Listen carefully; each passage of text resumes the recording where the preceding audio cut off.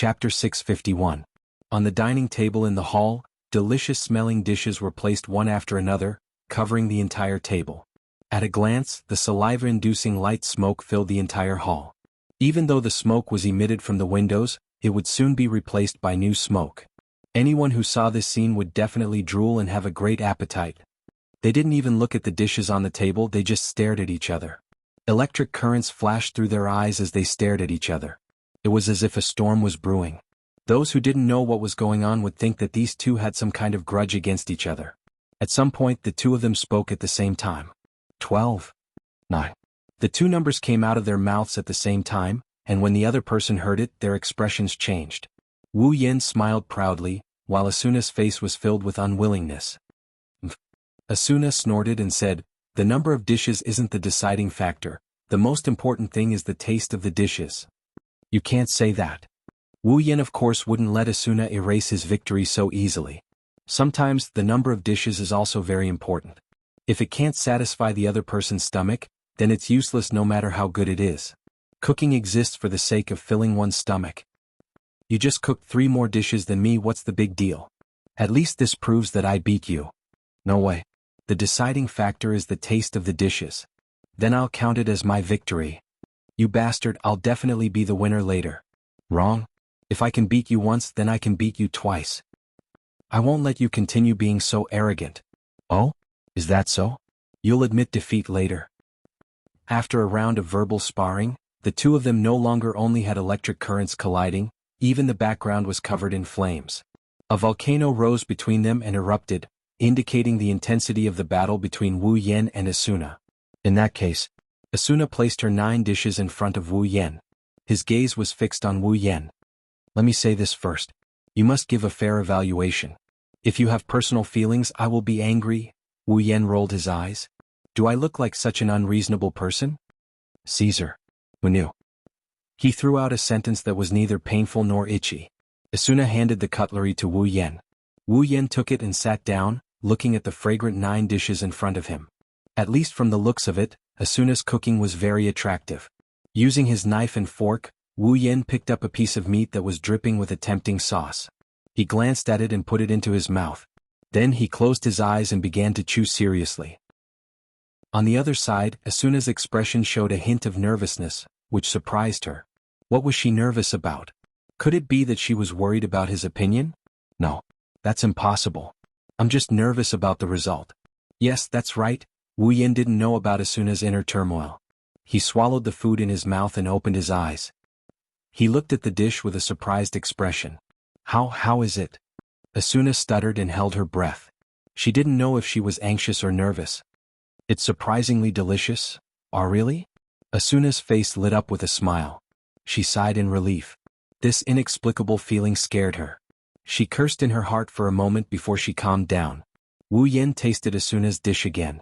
He praised while eating. This tastes good. The sauce is also very good.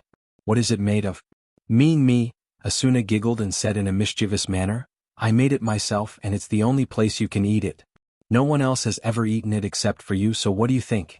Aren't you honored? How is it? Yes. Wu Yen brushed her off in an annoyed manner before he started tasting the other dishes. Well, it's really good. Of course, the ingredients are also good. It's a rare ingredient after all. There's a certain level of foundation to it. Plus, it's specially made so the taste is a lot better. Asuna didn't deny it. After all, rare ingredients were very precious. She rarely used rare ingredients in her cooking, and even if she did, it was very limited.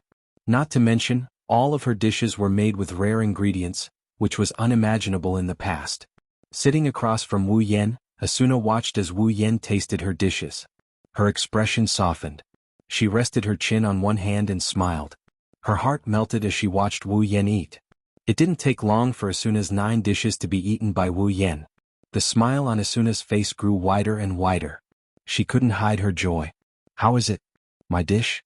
Asuna raised an eyebrow and hooked her finger at Wu Yen provocatively.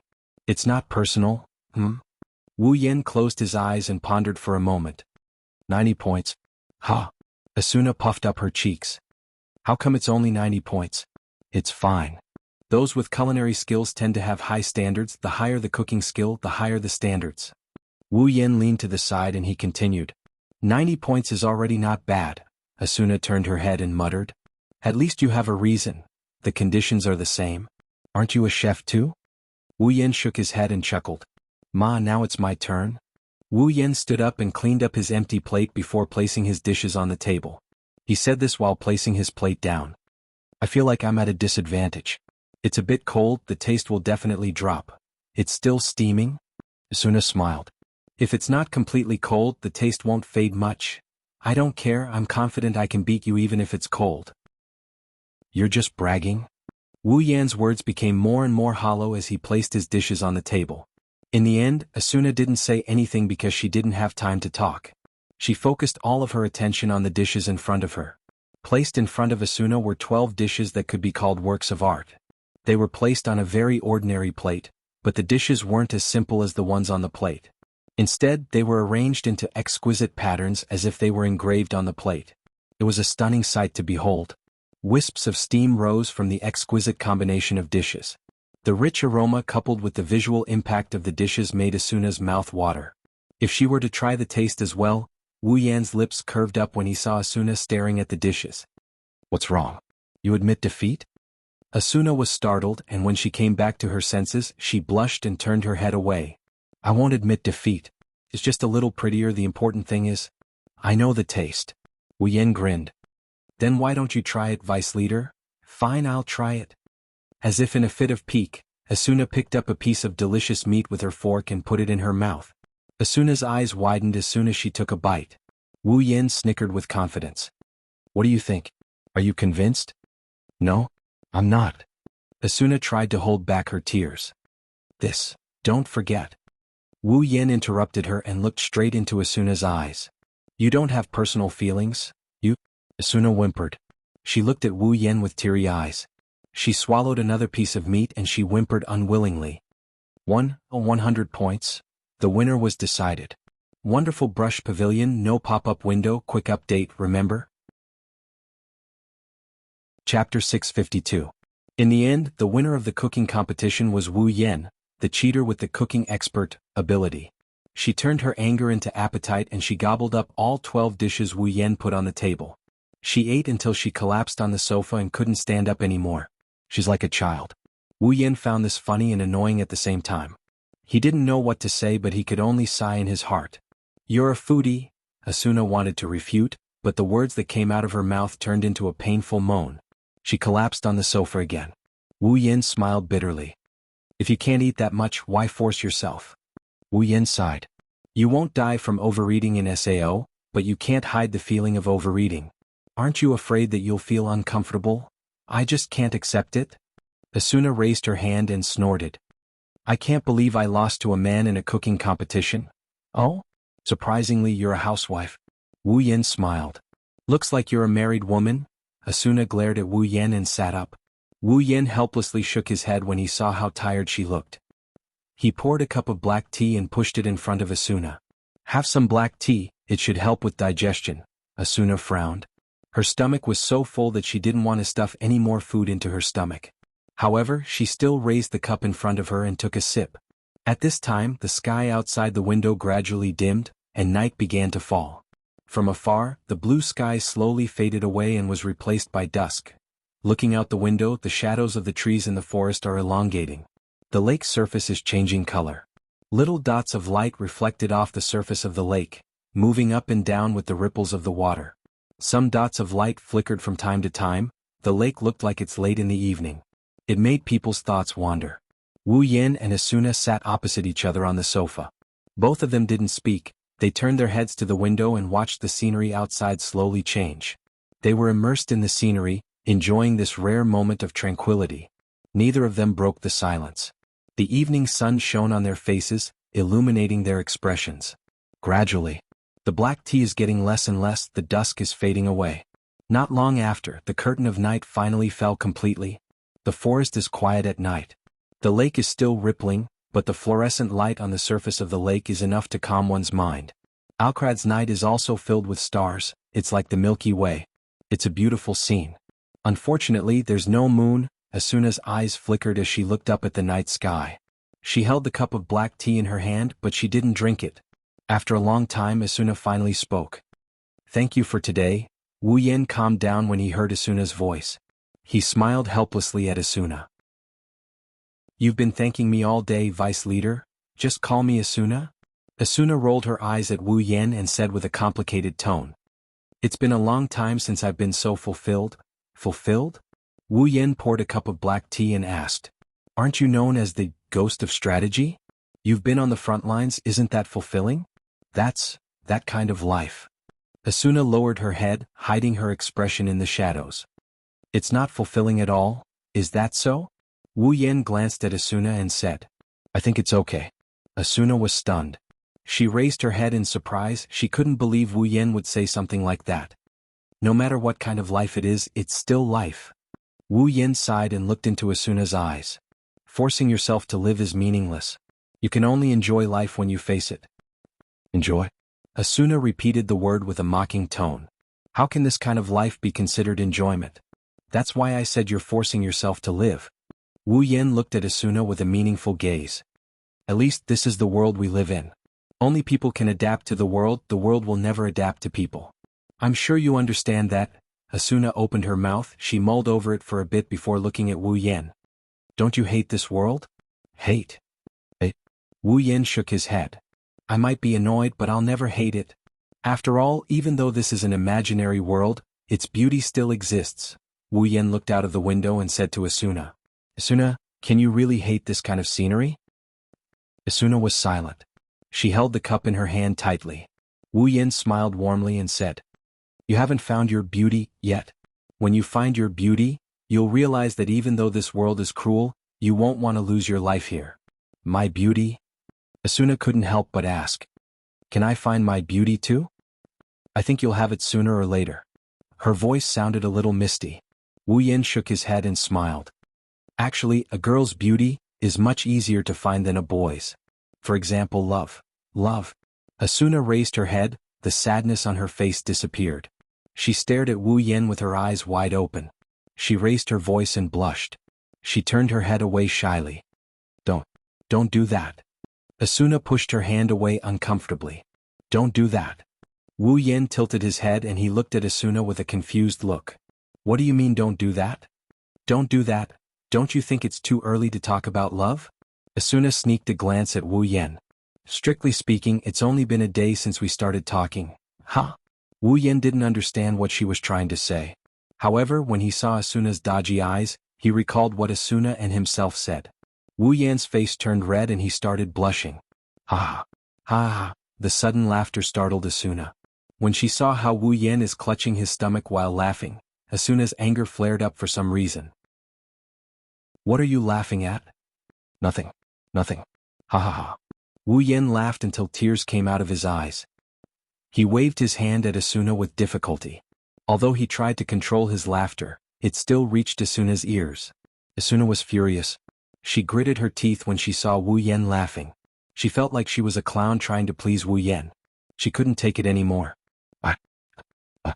Asuna's voice trembled. She stood up and threw herself at Wu Yen. I'm going to bite you to death. Wu Yen was shocked when he saw Asuna throwing herself at him. He quickly stood up and wanted to do something, but Asuna already threw herself in front of him. She pinned him down on the sofa, grabbed his hand and bit it. What are you doing? Wu Yen screamed when he felt the pain on his arm. He started to shake his arm in panic. Are you a dog? Let go of me. Unfortunately, no matter how hard Wu Yen tried to shake his arm, Asuna didn't let go. Instead, she bit harder. Wu Yan's face twisted in pain. Let go of me, Asuna. Wu Yen cried. Heo doesn't block this type of attack, it hurts, let go of me. Asuna raised her head and looked at Wu Yen. Her chestnut-colored eyes flashed with a hint of cunning. Then she bit him again. With a scream, Wu Yan's HP started to drop. To be continued. If you like this novel, you are welcome to vote for it. Your support is my biggest motivation. Mobile users, please go here. Wondrous Brush Pavilion, no pop-up window, quick update. Chapter 653. Aincrad's 55th floor, Granzam. Granzam is a bit different today compared to the usual. As a large city, Granzam was usually bustling with activity. Not only did the NPCs act in a fixed pattern every day, but the players were also active in various areas of the city, setting up stalls, completing quests, replenishing resources and purchasing items. The bustling scene was on full display. But today the bustling Granzam was even noisier than before. Not to mention the NPCs, even the players who had their own matters to attend to, such as setting up stalls and completing quests. Even the players who came out to purchase all sorts of items gave up on their original plans and headed in one direction. Their faces were filled with excitement and their eyes were filled with passion as though they were groupies. The direction they're heading towards is the Knights of the Blood's HQ. Knights of the Blood's HQ, the plaza outside the gates. All the gamers who had rushed over huddled close to each other and formed circles. Their heads were connected together and pairs of arms were waving above their heads. Along with the clamor, cheers and cheers, the scene was a mess. Look at the number of people. There's at least 1,000 of them. At the front of the circle of people were the Knights of Blood Oath members, who were wearing the same guild uniform and armor, forming a circle as well. They kept the people outside the circle and did not allow them to take even half a step into the lightning pool. In the center of the circle was a square with a diameter of about 100 meters. At the center of the square stood 2 figures. The players who saw the 2 figures couldn't help but shout out loud. Wuyen. Heathcliff. The 2 stood facing each other. One black and one red figure stood out among the crowd. Their cloak and coat were fluttering in the wind. Who knows if it's because of the wind? Or maybe it's because of the crowd. They looked at each other from afar as if they're the only ones left in the world. Asuna stood in front of the Knights of the Blood's encirclement. She was gesturing at the Knights of the Blood's HQ members while saying something. It's obvious that she's the one who's maintaining order here. However, it seemed like Asuna was trying her best to maintain order at the scene. In fact, her chestnut-colored eyes that kept moving towards the center of the encirclement betrayed her heart. It's clear what she really cares about. Heathcliff looked around and shook his head when he saw the crowd around him. I'm sorry, Wuyen Kuan. I'm sure you don't like this kind of noisy scene, right? Even Heathcliff himself didn't know how the news of their duel got out. But it's not hard to guess. After all, both Wuyen and Heathcliff aren't ordinary people. One of them is the strongest player in the game. The other is the leader of the strongest guild in the game. No matter which side it is, they're both characters that most players look forward to. Now that 2 of them are about to duel each other, it's only natural that the crowd would go crazy. It's understandable that such a scene would happen. I don't like it. Wuyen glanced around and said casually. But it's not the first time I've seen something like this. Oh? Heathcliff narrowed his eyes and said thoughtfully. It seems like Wuyen Kuan has a special identity in the real world. I'm just a nobody. Wuyen shrugged. Not worth mentioning, you're being too humble? Heathcliff smiled. If you're just a nobody, then there's no one in this world who's famous. You said it yourself. Wuyen looked at Heathcliff with a half-smile. He couldn't help but laugh when he saw the disbelief on Heathcliff's face. Sometimes people don't believe the truth. What can you do about it? Wuyen is indeed a nobody in the real world of the Sword and Saber Dominion. He doesn't even have an ID card. Heathcliff assumed that Wuyen must be someone important in the real world. Of course he wouldn't believe Wuyen's words. After all, he was once afraid of Wuyen's background in the real world. Heathcliff swiped his hand across the air and opened his personal interface. He immediately sent a request for a duel to Wuyen. At the same time, a window appeared in front of Wuyen. Wuyen glanced at Heathcliff and clicked OK. He then chose the First Strike mode. Under the First Strike Victory mode, as long as one party's HP bar dropped to yellow, it would be considered a loss. That party would only lose half of their HP and they would lose the duel. Between Wuyen and Heathcliff, a countdown timer that looked like a fighting game appeared out of thin air. The countdown timer started ticking down slowly. Heathcliff's expression instantly became calm. He raised the shield in his left hand. There was a sword under the shield. The shield looked like a scabbard as Heathcliff slowly pulled it out. Wuyen reached out and grabbed the hilt of Heaven Gazer. He silently pulled the sword out and pointed it at the ground. Compared to Heathcliff's calm expression, Wuyen's expression was very calm. He even had a faint smile on his face. It was as if he wasn't facing a top player but a noob. Many people cheered for him. Of course, Wuyen wasn't confident that he could face Heathcliff as if he was facing a noob. In fact, the situation was quite the opposite. He was the one who was at a disadvantage. Heathcliff's opponent wasn't an ordinary player. He was SAO's administrator, a GM. From a player's point of view, going against a GM is suicidal. Since when has a player ever defeated a GM? Even Wuyen wouldn't dare to boast that he can beat Heathcliff, who has the authority of an administrator. But it's not like he doesn't stand a chance. In order to hide his true identity in public, Heathcliff wouldn't dare to use his administrator's authority. First of all, he couldn't use functions that directly affect others, otherwise his identity would be exposed. Secondly, he couldn't use invincibility functions either. Otherwise, everyone would be able to see through his disguise. The only function Heathcliff could use was to keep his HP bar above yellow, or to allow his actions to break through the system's restrictions in an emergency. In the past battles, Heathcliff had always used this function, and it alone was enough. Heathcliff's HP wouldn't drop below half of his HP, which was another form of invincibility.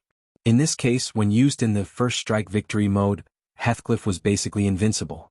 No matter what, the opponent couldn't force Heathcliff down to half of his HP, so how could they win? Wu Yin was in the same situation. No matter how strong he was, he had no chance of winning against Heathcliff as a player. However, as mentioned before, it wasn't like he was completely helpless. Wu Yin estimated that he would be able to force Heathcliff to a draw if he only used half of his invincibility. Plus, with some tricks, Heathcliff wouldn't be able to do anything to him even if he only used half of his invincibility. The end result was still very debatable. However, things always change according to plan. Wu Yin didn't know what would happen in this duel. He might really lose, and if he lost he would have to join Knights of the Blood. No one knew what the real result would be. Wonderful brush pavilion, no pop-up window, quick update, remember? Chapter 654. The sound of the countdown reverberated in the air and reverberated in all directions. Hearing the clear countdown sound, all the noise in the venue gradually died down. In the end, there was complete silence. Looking at the two figures standing opposite each other in the center of the arena, the crowd subconsciously slowed down their breathing. They didn't even dare to blink, afraid that they would miss the most exciting second, the most blood-boiling moment. No one doubted the degree of excitement of this duel because the two people standing there were definitely not ordinary people. The members of Knights of the Blood seemed to have forgotten that they were supposed to maintain order in the square. Asuna also clenched her fists and looked back and forth between the two. A trace of nervousness and worry could be seen in her eyes. As for who she was worried about, only she knew. A gust of wind blew across the square, causing the hair and clothes of the two people to flutter. The countdown had reached the last 10 seconds, and the atmosphere instantly became dead silent. 5, 4, 3, 2, 1, 0. Thump. The countdown sound was louder than any other sound before, pushing the atmosphere of the square to its peak. In an instant, the two people standing opposite each other moved at the same time. Afterimages suddenly flashed from where the two of them were standing. The two of them, who were originally 5 meters away from each other, instantly rushed in front of each other. Their gazes met and froze. Clang, the two swords collided violently, and the clear sound of weapons clashing rang out. A wave of air rolled up from the place where the two weapons collided, whistling and sweeping in all directions. Only at this time did the onlookers realize that the two of them were already facing each other. Sparks flickered at the point where the two weapons clashed. The two swords, one big and one small, fiercely collided with each other. The sound of friction like scraping glass could be heard one after another. Wu Yin and Heathcliff were in a deadlock with their swords in hand, but if you pay closer attention, you will notice that the two swords are in a deadlock. The two people who were in a deadlock have completely different expressions. Wu Yan's wine-red eyes stared straight at Heathcliff's somewhat ugly face. The corner of his mouth curled up and he let out a sneer. Then he suddenly exerted force on his sword. The Heaven Gazer pressed down on Heathcliff.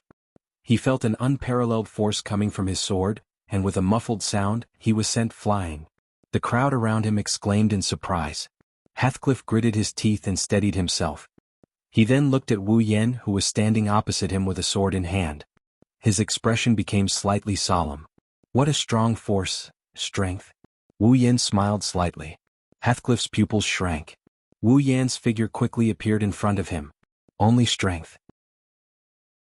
As soon as his voice fell, a strong wind blew past Heathcliff's body. Heathcliff only had time to put his shield horizontally in front of him. A muffled sound rang out as a huge force directly hit Heathcliff's shield. Heathcliff was once again pushed back a few steps. As for Wu Yen, he had already raised his Heaven Gazer again and looked at Heathcliff with a smile. Heathcliff's expression turned ugly. Everyone saw that in the two exchanges Wu Yen was unharmed, but Heathcliff's HP bar was reduced by a small chunk. The first exchange of blows. Without a doubt he had the upper hand. Oh, the crowd cheered and cheered, offering the best cheers for this wonderful battle. So strong. Asuna murmured. Even the leader's defense couldn't completely block Yan Kuan's damage. Yan Kuan is really strong. Looks like I underestimated you. Heathcliff sighed. His face was tense. I didn't expect your strength and dexterity to be so high, and your reflexes are also so strong. I miscalculated. Wu Yan's eyes flashed and he said jokingly, "Can I take it that you want to admit defeat?" Haha. Heathcliff chuckled and placed the shield in front of him. No matter what, I'm still the leader of a guild. I won't admit defeat so easily. Then let's continue? Wu Yan licked his lips. A fun. The fight. Heathcliff hid his face behind his shield so that no one could see his expression. He stomped on the ground and charged forward at full speed. Wu Yan stopped smiling and swung Heaven Gazer. A blue light flashed from the sword and alerted Heathcliff. It was a sign that he was about to use a skill. Despite being cautious, Heathcliff still charged at Wu Yan with his shield. Wu Yan waited until Heathcliff was right in front of him before he swung Heaven Gazer. Heathcliff stared at the black greatsword that was swinging towards his shield. He knew that with Asuna's strength, he would be the one at a disadvantage. That was why he chose to dodge the attack without hesitation. Heathcliff's charging posture suddenly changed. As if he was forcibly breaking the momentum, Heathcliff changed his direction and moved to Wu Yan's side. Heaven Gazer brushed past his body and crashed into Wu Yan. Bang! A hand suddenly pressed against Heathcliff's shield, stopping Heathcliff's momentum completely. Wu Yan pushed his hand hard and the shield was knocked away, revealing Heathcliff's figure. At the same time, Heaven Gazer, which was glowing with the light of a skill, swung down towards Heathcliff's chest. With his shield knocked away, Heathcliff lost his balance and fell backward. Seeing the black greatsword rushing towards him, Heathcliff's expression changed for a moment, but he quickly regained his composure. At the critical moment, Heathcliff's falling body suddenly stabilized. The shield that had been knocked away suddenly appeared in front of the Heaven Gazer, at an unimaginable speed. It was as if time had stopped except for Heathcliff's body. Seeing this, Wu Yan's eyes flashed with excitement. Bang! The greatsword and the shield collided, and then quickly separated. Wu Yan's eyes turned cold. He knew that it was impossible for a normal player to do what Heathcliff did just now. Heathcliff's body was about to hit the ground, but he suddenly stabilized himself and straightened his body. His shield also inexplicably accelerated. It was obvious that Heathcliff had broken the system's restrictions on his movements. Finally, he resorted to cheating. Wu Yan swung Heaven Gazer at Heathcliff. He swung Heaven Gazer at Heathcliff's shield. Wu Yan's arm moved at a strange speed as he channeled more and more power into the shield. Every power he channeled into Heathcliff's shield was comparable to the power he channeled into Heathcliff's shield. Bang! Heathcliff felt as if he had been hit by a giant beast. He couldn't even stabilize himself and was sent flying backwards. He only managed to get up after sliding a distance away. He looked at Wu Yan as if he was looking at a monster. That power just now was actually not your limit. Compared to you, I still have a long way to go. Wu Yan turned his body sideways. His eyes were cold, but there was a smile on his face. Commander Heathcliff, you were able to block my attack in that situation. Your attack speed is much higher than mine. Heathcliff stood up and looked at Wu Yan. So what do you plan to do? If your attack speed doesn't exceed mine, you won't be able to defeat me. I see. Wu Yan lowered his head slightly, then suddenly raised it again. Then I'll surpass your attack speed. Before Heathcliff could react, a sword appeared in Wu Yan's other hand. Heathcliff's pupils constricted violently. To be continued. If you like this novel, you are welcome to vote for it. Your support is my greatest motivation. Mobile users, please read it here. Wonderful Brush Pavilion, no pop-ups, quick updates. Chapter 655. Wu Yan wielded the Heaven Gazer and a sword of average length. He lowered his arms and looked at Heathcliff like a cheetah about to pounce on its prey. He lowered his body and looked at Heathcliff. Dual sword style. His deep voice echoed in the surroundings. It was so soft that it could be drowned out by any other sound, but everyone present, including Heathcliff and Asuna, heard it clearly. What? Dual sword style? Asuna called out in a silly manner. What's that? A second sword? Is there a dual sword user in SAO? Asuna couldn't help but laugh at herself. It's impossible to use dual swords in SAO, because the swords in SAO are not paired, and each sword is unique. That is to say, if a player can equip two swords at once, it's equivalent to having an additional sword attribute bonus. This wasn't a joke. If an original 100 attack power was increased by 100 or more, it wouldn't be as simple as 1 plus 1. In addition, there would also be an increase in attack speed and other attributes. At that time, the increase in strength would be on a completely different level. That's why dual sword users are impossible in SAO. However, the person in front of her is indeed equipped with 2 swords. Dual blade stream. Asuna stared at the 2 swords in Wu Yan's hands. She's trying to figure out if he's just holding the swords in his hands. Is it a skill? A skill that can equip 2 swords? Is there such a cheat-like skill in SAO? Thinking of this, Asuna suddenly remembered something and turned to look at Heathcliff. Isn't there such a thing? Wasn't Heathcliff's holy sword, a skill that combined both offense and defense, exactly the same type of skill? A unique skill. Asuna smiled awkwardly. No way. Unfortunately, Asuna's self-consolation was wrong. Dual sword style. It's a unique skill. It's a unique skill from the original work, Kirito. But now, dual sword style has become Wu Yan's unique skill. Wielding 2 swords, Wu Yan could clearly feel that the other sword's attribute has been transferred to his body, making his body much lighter. Even the strength of his arms has increased by quite a bit. He believes that his attack power and attack speed should have increased by a large margin. Dual sword style. Heathcliff also stared at Wu Yan's swords. I didn't expect you to have a unique skill as well. When the words unique skill came out, the players who were still trying to figure out why Wu Yan can wield dual swords instantly understood. Their expressions became more and more interesting as the crowd burst into an uproar. It's the second unique skill in SAO, dual sword style. 2 players with unique skills appeared in front of them at the same time, and they're dueling. The crowd of onlookers was boiling with excitement. Listening to the commotion around him, Wu Yan smirked and looked at the opposite side. You seem to be very surprised. You clearly have your own unique skill. Wu Yan wasn't surprised that Heathcliff knew about dual sword style.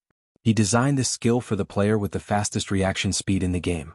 In the original work, Kirito was the fastest player in SAO, so it's not surprising that he became the fastest player.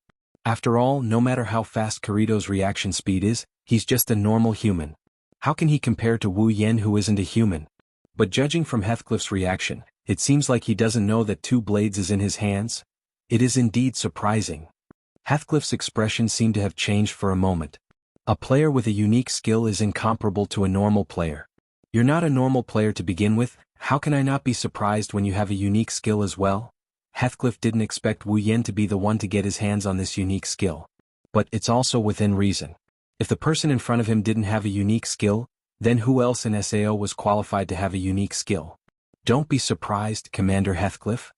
Wu Yan crossed his arms and raised his swords. There's more to come. Taking a step forward, a glint flashed in his eyes. Starburst airstream slash. Heathcliff's expression froze and he hurriedly raised his shield.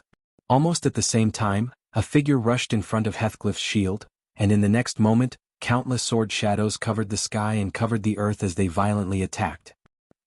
Heathcliff immediately took a few steps back, trying to break free from the onslaught of swords. But while he was retreating, Wu Yan came at him and mercilessly slashed at Heathcliff's shield. Bang, bang, bang, bang. As the shadow swords landed on Heathcliff's shield one after another, Heathcliff's body trembled violently as he was forced to retreat. The powerful force of the shadow swords caused a small portion of his HP bar to drop. Even though the small portion of his HP bar couldn't be any smaller, the shadow swords continued to land on him. Over time, his HP bar was reduced by more than half. With both swords in hand, Wu Yan closed his eyes and slashed at Heathcliff with the 2 swords. The sound of swords colliding with shield reverberated in the air. Wu Yan seemed to be immersed in this beautiful sword dance. He used infinite martial arts to execute Starburst airstream slash in the best way at the best time and with the most powerful technique. Not only that, but he also gained a lot of strength from the additional sword attribute. Heathcliff was pushed back again and again. His eyes were wide open and his teeth were clenched tightly. He almost lost his grip on the shield because of the powerful force. But Wu Yan's attack speed was so fast that if Heathcliff reacted in time, he would suffer a fatal blow. So Heathcliff had no choice but to endure. Ah! Heathcliff shouted. He held his shield tightly, but he couldn't stop himself from being pushed back. Finally, he couldn't hold on any longer. Bang! The shield in his hand was knocked away in an instant, and a black greatsword came stabbing at Heathcliff's forehead. Bang! Heathcliff shouted again. He used his administrator privileges to break the system's restriction. The shield that was knocked away suddenly appeared in front of the Heaven Gazer, and blocked it. At this moment, another sword slashed at Heathcliff's neck from the other side. Heathcliff's expression changed. He had no choice but to break the system's restriction again and block Wu Yan's slash with his longsword. There was a loud clang, and surprisingly there was also a cracking sound. Wu Yan and Heathcliff froze at the same time. Bang! Wu Yan's other sword cracked and shattered into pieces before disappearing into thin air. Wu Yan pursed his lips and jumped away, putting some distance between him and Heathcliff. Heathcliff gasped for breath and forced a smile. Looks like Wu Yankuan's other weapon isn't ideal. Well, I guess I can't find a weapon that's as good as the Heaven Gazer, so I can only use this to make up the numbers. Wu Yan helplessly threw away the sword hilt and looked at Heathcliff with a smile. But Commander Heathcliff doesn't look too good either. With your current HP, you'll drop to yellow after one more hit from me, right?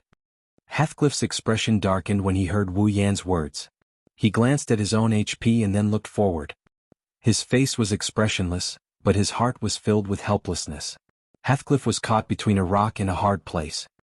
Wonderful brush pavilion, no pop-up window, quick update, remember? Chapter 656.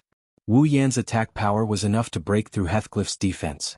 With Heathcliff's current HP bar, even if he had a shield to block another attack from Wu Yan, his HP bar would drop to yellow.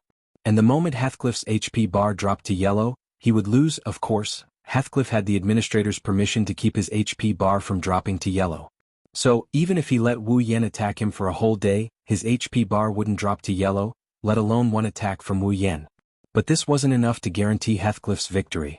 With so many people here, anyone with a discerning eye can see that with his current HP bar, he won't be able to take a hit from Wu Yan. After one hit, his HP bar will drop to yellow.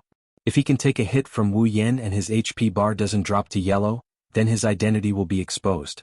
However, if he didn't keep his HP above the yellow level, he would also lose the duel because his HP would drop to the yellow level after receiving the attack.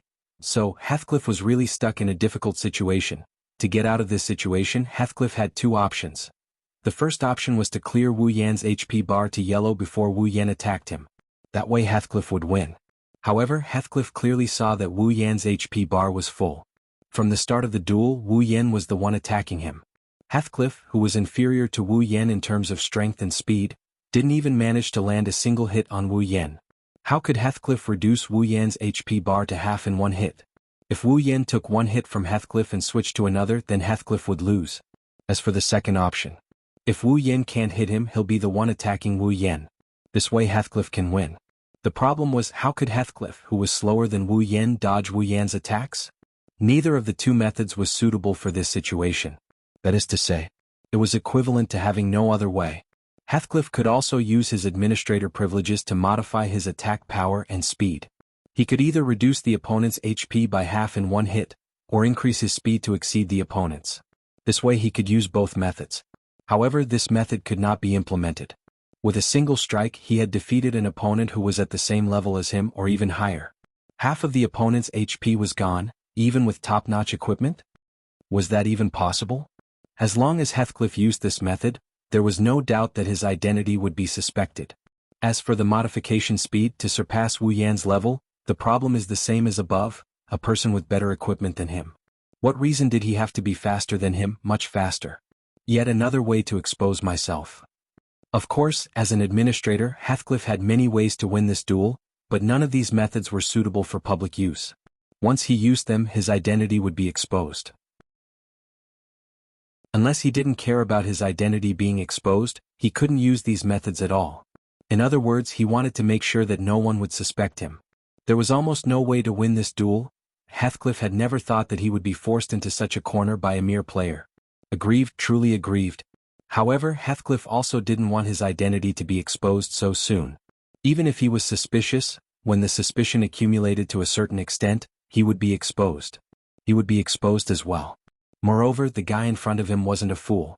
If he used too many cheating methods, it would definitely arouse his suspicions. If that happened, his identity would be exposed, and Heathcliff didn't want that to happen. Poor Heathcliff thought that he had to keep his identity a secret, but he didn't know that his opponent had already known about his identity from the very beginning. Right now, not only Heathcliff, but the audience didn't think that Heathcliff had a chance of winning this duel. One of his HP bars was full, and the other could only last for one more hit. Furthermore, Wu Yan's dual sword style was like a storm, so there was no need to guess who would win this duel. Even the members of Knights of the Blood didn't think that their commander had a chance of winning, let alone the rest of the audience. The entire scene became silent as the two people in the center of the square became silent. Everyone's attention was on Heathcliff. Their eyes were filled with nervousness and anticipation. They were waiting for Heathcliff's next move, or perhaps they were waiting for Heathcliff to turn the tables around. Wu Yan didn't say anything. He just held the heaven gazer and stared at Heathcliff without moving an inch. However, Heathcliff knew that if he made any movement, this person would attack him. Heathcliff stared at the figure in front of him. His expression didn't change at all, but the emotions in his eyes kept fluctuating until... Sigh. Heathcliff sighed and relaxed his tense body. He sheathed his sword into his shield. Dual sword style is really strong. Heathcliff shook his head and smiled. If Wu Yankuan's weapon didn't run out of durability, I would have lost long ago. Commander Heathcliff, you're underestimating yourself? Wu Yan shrugged. Divine sword is a unique skill. If my stats weren't higher than yours, I don't know what would have happened. You can say that I'm relying on the convenience of my equipment. Wu Yan was lying. How could he rely on his equipment when he had the strength and speed to surpass the current top players? Wu Yan's stats may be higher than the top players, but they aren't ridiculously high. The main reason for this is because of Infinite Arm's refinement. It allows him to perfectly utilize the basic abilities of these stats to their limits or even surpass them. This is why there is such a clear difference. Without Infinite Armory, Wu Yan wouldn't be that much stronger than Heathcliff and Kirito. After all, there were many things in this world that required balance and fairness. Wu Yan only said that to give Heathcliff a way out.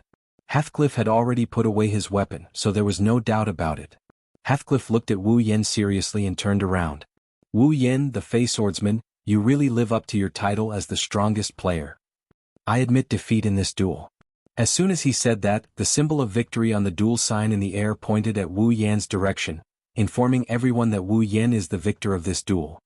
Oh, the players cheered as they congratulated the victor standing in the center of the stage. After today's battle, the mysterious Fey Swordsman will enter the eyes of the players.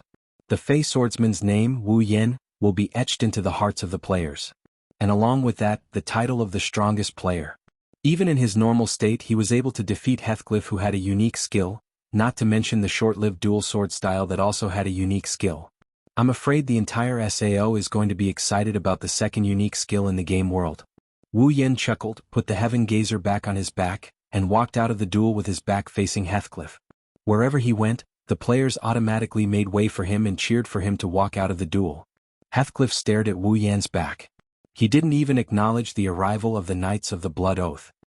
He rubbed his sword and shield as he muttered to himself. I'm looking forward to the duel with you.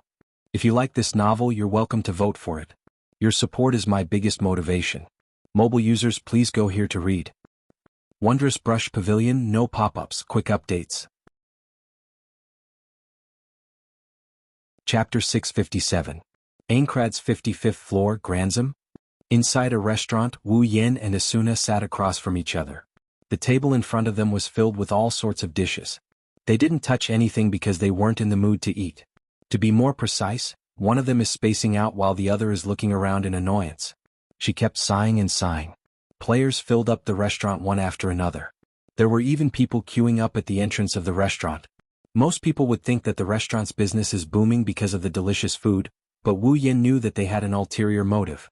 Most of them only had a single drink in front of them. They looked more like they were drinking tea than eating. They kept sneaking glances in Wu Yan and Asuna's direction. When they got caught, they would look away and they would look back at Wu Yan and Asuna again.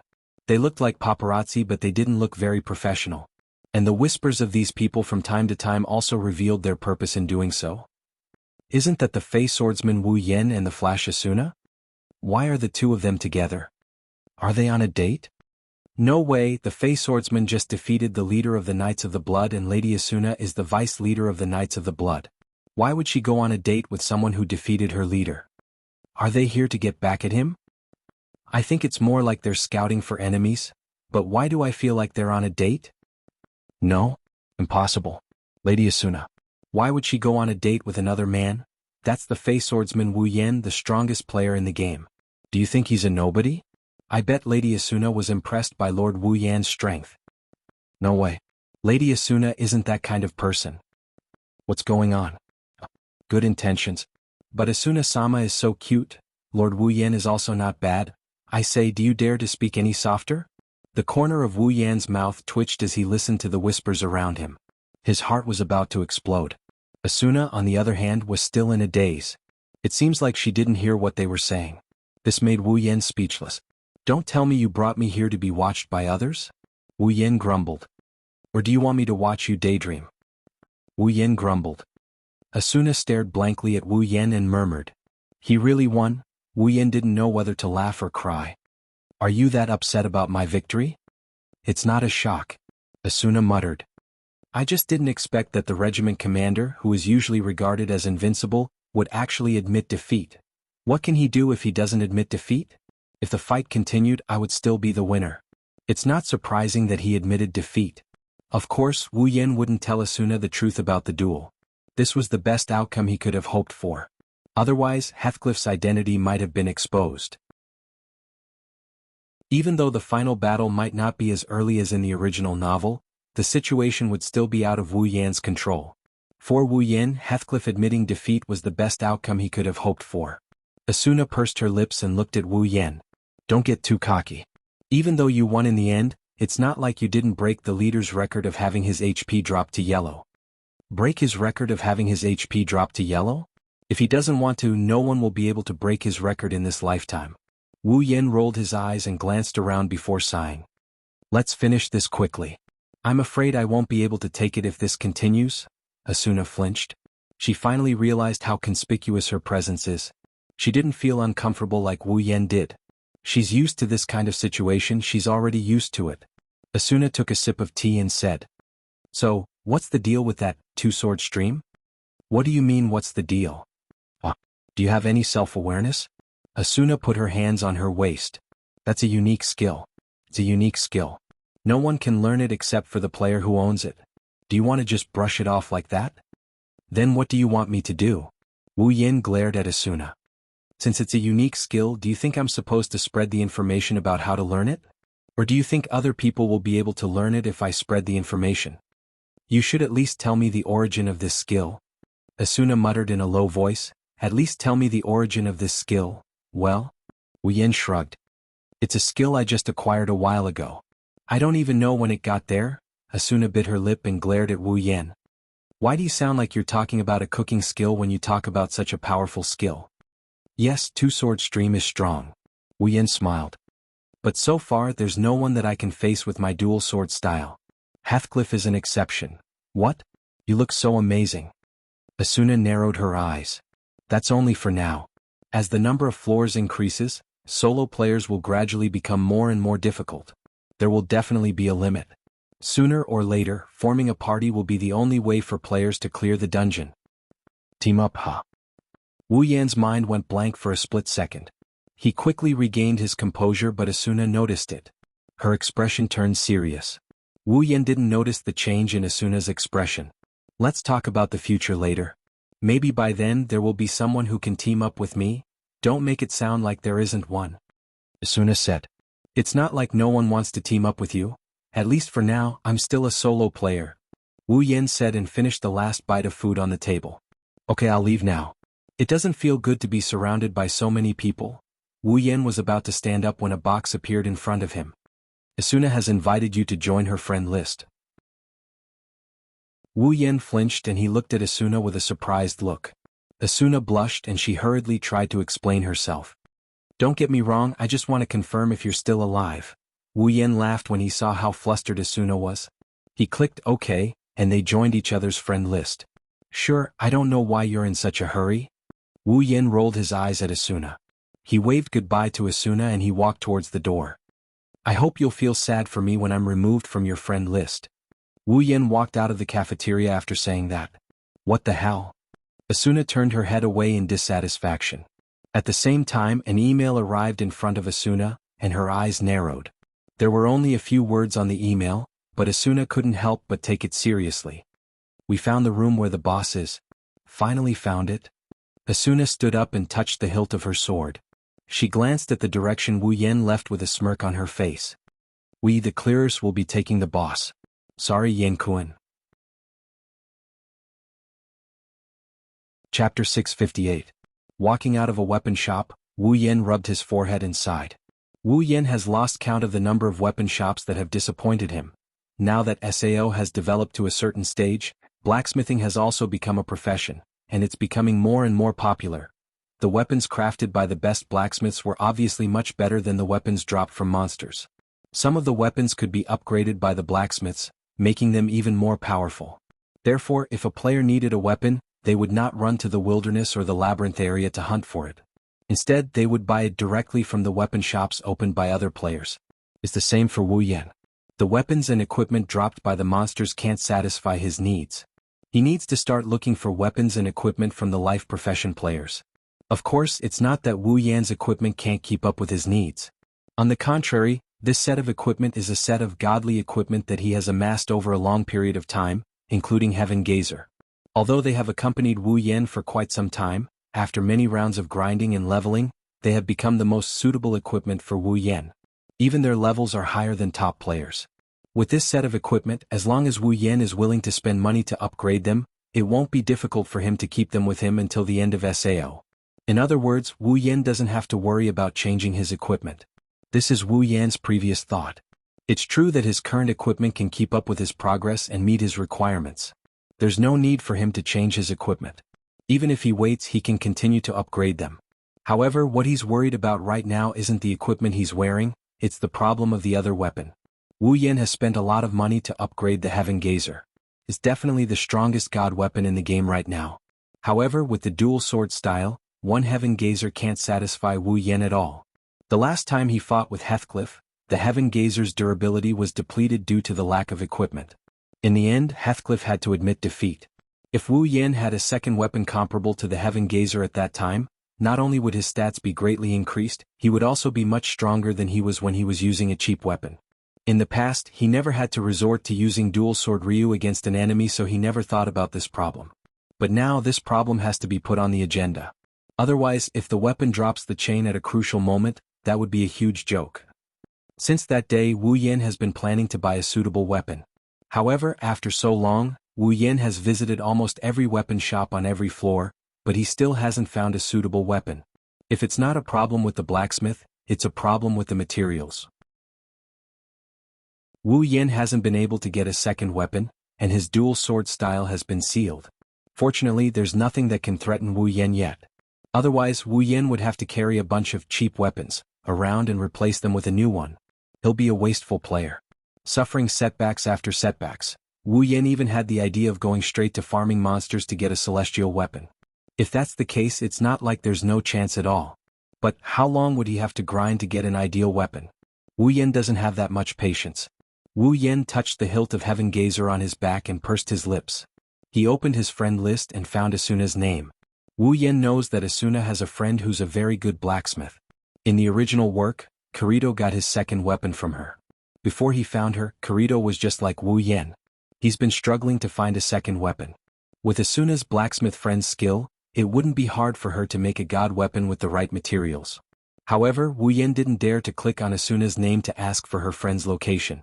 It's not that he can't afford it, it's just that they haven't contacted each other since they became friends. Now that Wu Yan suddenly has to contact Asuna, Wu Yan felt awkward.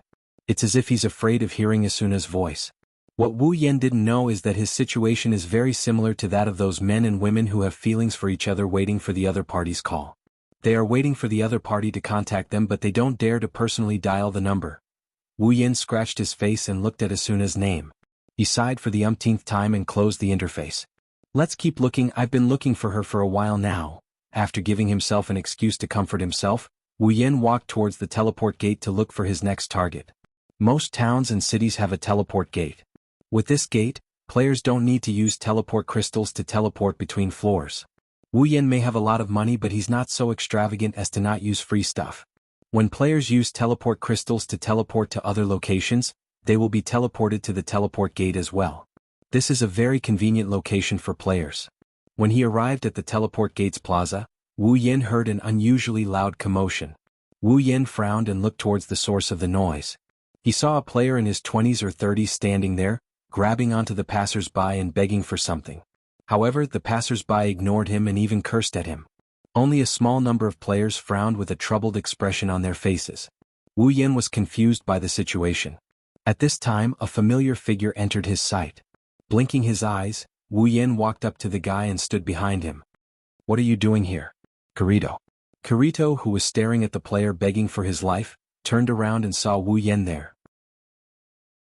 He gasped when he saw Wu Yan. "It's you. Why do you look like you've seen a ghost?"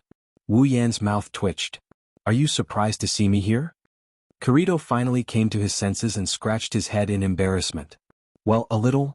The two have only met twice. The first time was when they were clearing the first floor's boss. The second time was during the Christmas event in the Forest of Lost." Of course, Kirito was surprised to see Wu Yan here. After all, the person in front of him is a famous person. "Oh right." Wu Yan pointed towards the player. "What's going on?" Kirito's expression darkened and he bitterly smiled. "That person is the guild master of a small guild called Silver Flag. Not long ago, other than him, all the other members of his guild were annihilated by the Orange Guild, Titan's Hand, Orange Guild." Wu Yan nodded. "The kind of guild that specializes in robbing players and killing their prey?" "Ah."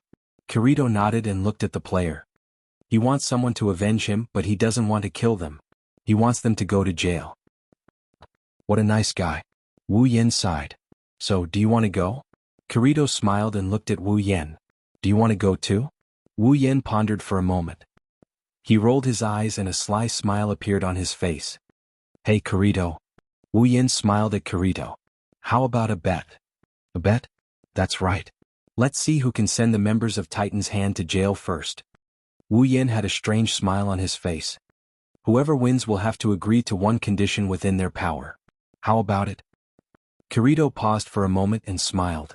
"Sounds interesting. Oh? Okay. I agree." Chapter 659. Aincrad's 35th floor, Forest of Wandering. Unlike the previous snowy Forest of Wandering, although the environment in the Forest of Wandering wasn't the best, it still felt like a woodland at night. The surrounding trees were green and full of vitality. Apart from the monsters in the forest, it was a good choice for people to have a picnic in the Forest of Wandering. Unfortunately, in a corner, a few people were arguing, destroying the tranquil and serene atmosphere.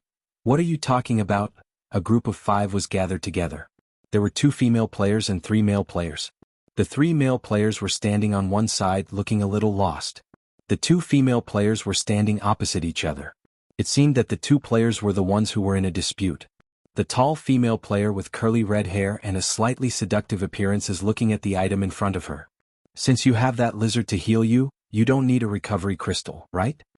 The one standing in front of the tall female player is a short, cute girl. Her yellow hair is tied into 2 ponytails with a red hairband. There's also a lizard dragon on her head. In terms of appearance, she's comparable to some of the top girls in SAO. Most importantly, she's cute. However, this girl is very cute. His red pupils were filled with indignation. "You're the one. You're not going to the front lines, why would you need a recovery crystal?"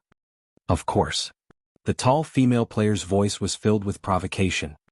"I'm not like Silica who has a man to heal you."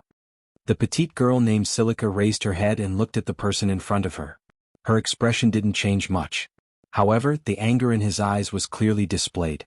The 3 male players on the side seemed to be frightened by the quarrel between the 2. One of them quickly stood up and said to the tall female player, "Miss Rosalia, Silica, you too." "I got it." Silica interrupted the other party and put away the personal interface in front of her. She then turned to the tall female player named Rosalia. "I don't need any items, but I won't team up with you anymore," Silica said. Silica said to Rosalia as if she was taking revenge, "There are many teams that want me. I can still survive without you." Silica ignored the 4 players who were her teammates just a second ago and turned around. Along with the little dragon-shaped pet on his head. She walked towards the outskirts of the forest. Silica didn't notice the strange glint in Rosalia's eyes when she turned to leave. She licked her lips and smirked wickedly. She looked at Silica as if she was looking at a boss that could be easily taken care of. Silica didn't know what she's going to face when she left in a fit of pique. What is it? Originally, the sky was already close to dusk. While the 2 of them were arguing, the curtain of night quietly fell. By the time Shili realized that she was walking alone in the Forest of Wandering, which was filled with monsters, the sky had already turned completely dark. In the forest, some of the monsters that only appeared at night let out roars. Mixed with the forest's unique chill, Shili couldn't help but feel a little scared. She grabbed the dragon pet and quickened her pace. She walked towards the exit of the Forest of Wandering. She had to leave this place as soon as possible. Otherwise, if she encountered monsters later, just as this thought flashed through her mind, a few heavy footsteps came from the trees beside her. Startled, Silica hurriedly tried to change direction, but the owner of the footsteps appeared in front of her. A gorilla holding a wooden mallet in one hand and a wine flask in the other walked out from behind the trees. It was about 2 meters tall and brimmed with power. Its red eyes were fixed on Silica. The hostility in its eyes made Silica involuntarily take 2 steps back. Shili bit her lip, turned around and ran in another direction, but she soon retreated because there was another gorilla there. Silica suddenly realized that there was a gorilla in front of her, to her left and to her right. She had no choice but to retreat. Behind her was a giant tree that blocked her way. Chirp, chirp. The dragon pet on Silica's head immediately flew up and growled at the 3 gorillas. It seemed like it wanted to protect its master.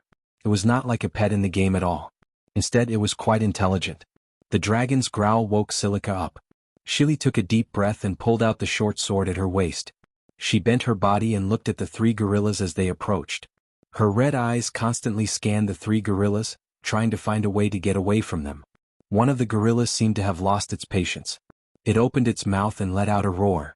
It took a step forward and rushed towards Silica. It smashed the wooden mallet in its hand.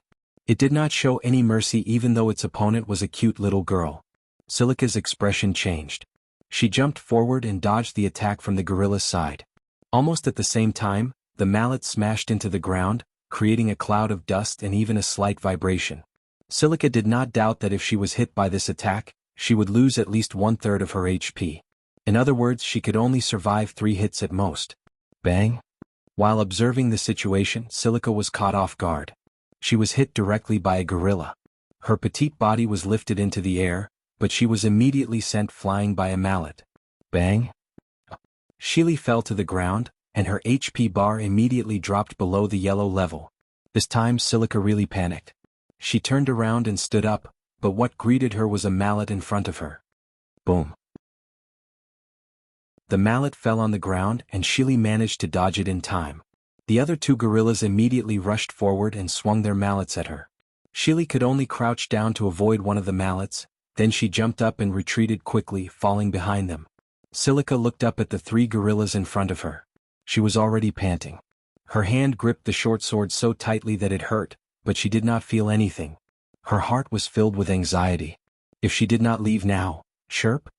The little dragon drew an arc in the air and arrived at Shili's side. It spat out a mouthful of rainbow-colored light that enveloped Shili. In the blink of an eye, Shili's HP recovered by 1/3. Seeing this, Silica reached into the bag behind her waist. After fumbling around for a while, she was shocked. She no longer had any recovery items. Roar! While Silica was still in shock, a gorilla suddenly came in front of her and smashed her with a mallet. This time, Silica's HP was completely red. Silica, who was lying on the ground, could not help but be horrified. She looked at the gorilla that was gradually approaching her. She kept moving backward. After a while, the gorilla was in front of her. Looking at the horrified Silica on the ground, the gorilla did not hesitate and swung the mallet in its hand. If this attack hit, Silica's HP would definitely be emptied. Bang! At the critical moment, the little dragon flew in front of Silica and blocked the attack. It was smashed to the ground by the mallet. Its body bounced a few times and its HP slowly dropped to the bottom. Pina! Silica was stunned. She could not believe that her beloved pet, who blocked the attack for her, had its HP reduced to the bottom. She could not react for a long time. At this time, the 3 gorillas with mallets in their hands were already closing in on her. Wonderful brush pavilion, no pop-up window, quick update, remember? Chapter 660. In the Forest of Wandering, a silhouette dashed towards a certain direction at a speed invisible to the naked eye. His body turned into a long line and swept past like a gust of wind. Wherever he passed, the trees seemed to be blown by a gust of wind. All the branches fell in one direction with a hoo-hoo sound. The leaves danced in the air and were swept far away by the gust of wind. Running like mad. After exiting the 35th floor's teleportation gate, Wu Yan maintained this speed and rushed into the forest of wandering. As he ran, Wu Yan's wine-red eyes scanned his surroundings in an attempt to discover something.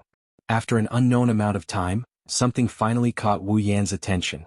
The scene of 3 gorillas surrounding a petite girl was imprinted into his eyes. Wu Yan's expression darkened when he saw this. He placed his hand on the hilt of Heaven Gazer and dashed forward. Accompanied by a cold flash of light, the sword slashed across the 3 gorillas' bodies. Bang! Bang! Bang! Bang! In an instant, the 3 gorillas were reduced to pieces before they could even make a sound. The pieces scattered all over the place, revealing Silica's figure. Silica stared blankly at Wu Yan, who appeared in front of her. She didn't move for a long time until she finally reacted. She panicked and turned to look at Pina. Pina? Silica crawled to Pina's side and hugged it. She watched helplessly as Pina's HP bar fell to the bottom. She panicked and tears fell uncontrollably from her eyes. Pina. Pina, ugh. Pina opened its eyes and looked at its owner. Its body emitted a fluorescent light and shattered into pieces under Silica's gaze. No. No. Silica's small face was covered in tears. Shili's hoarse voice sounded like it was forced out of her throat. She frantically tried to grab Pina's fragments in the air. She wanted to keep them here, but all she could do was grab at thin air. A glowing feather floated down from the pieces and fell into Silica's hand. Silica stared blankly at the feather in her hand. Tears of pain flowed down her face. Pina. No. Wu. Silica sat on the ground. Shili hugged the feather that Pina had transformed into.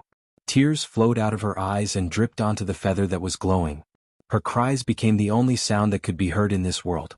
Her cries filled the entire sky, and a sorrowful atmosphere permeated the air. The night wind carried a trace of desolation. Wu Yan sighed faintly as he looked at Silica, who sat on the ground and cried. Was he still a step too late? Wu Yan felt bad when he heard Silica's sorrowful sobs. He scratched his face and walked to Silica's side. He patted her shoulder. All right, don't be so sad. Silica turned her head. Her tear-stained face came face to face with Wu Yan's face. Her tear-stained eyes finally managed to see the face of the person beside her. Wiping her face, she cried out in a sobbing voice. Thank you. Thank you, for saving me. You're welcome. Wu Yan smiled bitterly. Didn't I save one more life in the end? Shili recalled the scene where Pina blocked the final attack for her. Tears streamed down her cheeks again. She buried her face in her chest and suppressed her sobs. Don't cry. Wu Yan inched closer to Silica, feeling a bit uncomfortable.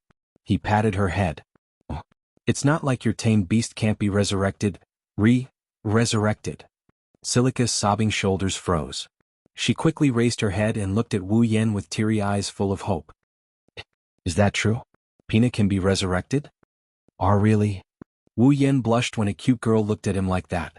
He quickly said, in the southern part of the 47th floor, there is a labyrinth outside the circle called the Mound of Memories. There is a rare item at the top of the mound that can be used to resurrect tamed beasts. With that item, Pina can be resurrected. Shili smiled in surprise, but the next moment, her smile froze. The 47th floor? Silica lowered her head. She raised her head again with determination. I understand. I will work hard to level up. One day I will reach the 47th floor and get the item that can resurrect Pina. I don't want to hurt your feelings. Wu Yan looked away from Silica. He hesitated for a moment and whispered, if a tamed beast can't be resurrected within 3 days after its death, it can't be resurrected anymore. If the master doesn't go there personally, there is no way to get the item that can be resurrected. Silica trembled. She buried her head in her chest again. She tightened her grip on the feather. Her shoulders shook. Pina? Well, you don't have to be sad. Wu Yan shook his head. I can go with you. Getting the item shouldn't be a problem. Silica was stunned. She turned to Wu Yan. Wu Yan smiled at her. He opened his personal interface and sent Silica a trade request. He then gave her some items. These are for you. Wu Yan said softly, with these items, you can go to the Mound of Memories by yourself. Are you relieved now? Yes. Shili couldn't help but jump in fright when she saw one piece of excellent equipment after another being traded into her inventory. If she equipped all of these pieces of equipment, her strength would increase by at least tenfold. If she sold them all, she could fetch an astronomical sum. Shili was somewhat flattered by this sudden development. No, I can't accept these things. Silica said to Wu Yan in a panic. It's not that expensive. Wu Yan scratched his cheek in embarrassment. It's just some low-level items that I couldn't get rid of in the past. I didn't think they would come in handy today. You don't have to worry too much about them. How can I? Silica's voice became softer and softer. Her eyes were trembling as she looked at the items. Although Silica's rationality told her that she couldn't accept these items, her emotions told her that with these items, Pina would be saved. Looking at Silica, Wu Yan knew what she was thinking. He laughed and rubbed her little head. Then take it as my investment. When you're stronger than me in the future, remember to give me more precious equipment than this. Otherwise, I'll definitely stick to you. Silica smiled through her tears. She looked at Wu Yan gratefully. She knew that this was most likely impossible. He was just trying to comfort her. After wiping away her tears, Silica sneaked a glance at Wu Yan. She hesitated for a moment. Oh, why are you so nice to me? Well? Wu Yan laughed dryly. He felt a lot of pressure under Silica's gaze. He had no choice but to say something in a low voice. I can't help it. I can't do anything about a girl's tears. His words, which were as soft as a mosquito's, entered Shili's ears. She was startled and lowered her head. You're such a gentle guy. Gentle? Wu Yan turned his face away guiltily. He exhaled. Do you really believe in my reasons? Maybe I'm lying to you? A smile appeared on Silica's face. I'm willing to believe you. Are you serious? Wu Yan frowned. Be careful. You don't even know if I betray you. I'm willing to believe you. Silica didn't respond directly. Instead, she looked into Wu Yan's eyes and repeated her words with a firm tone. Wu Yan and Silica looked at each other. He tried to find a trace of unnaturalness in Silica's eyes but failed. Wu Yan smiled bitterly and shook his head. Truly, a person who makes people unable to get angry, Silica smiled. If you like this novel, you're welcome to vote for it. Your support is my biggest motivation. Mobile users, please read it here. Wondrous Brush Pavilion. No pop-up windows. Chapter 661. At night, Aincrad is unusually clean. It's not as colorful as the real world, but it's brightly lit. The ancient buildings look a little misty under the Western European-style lights.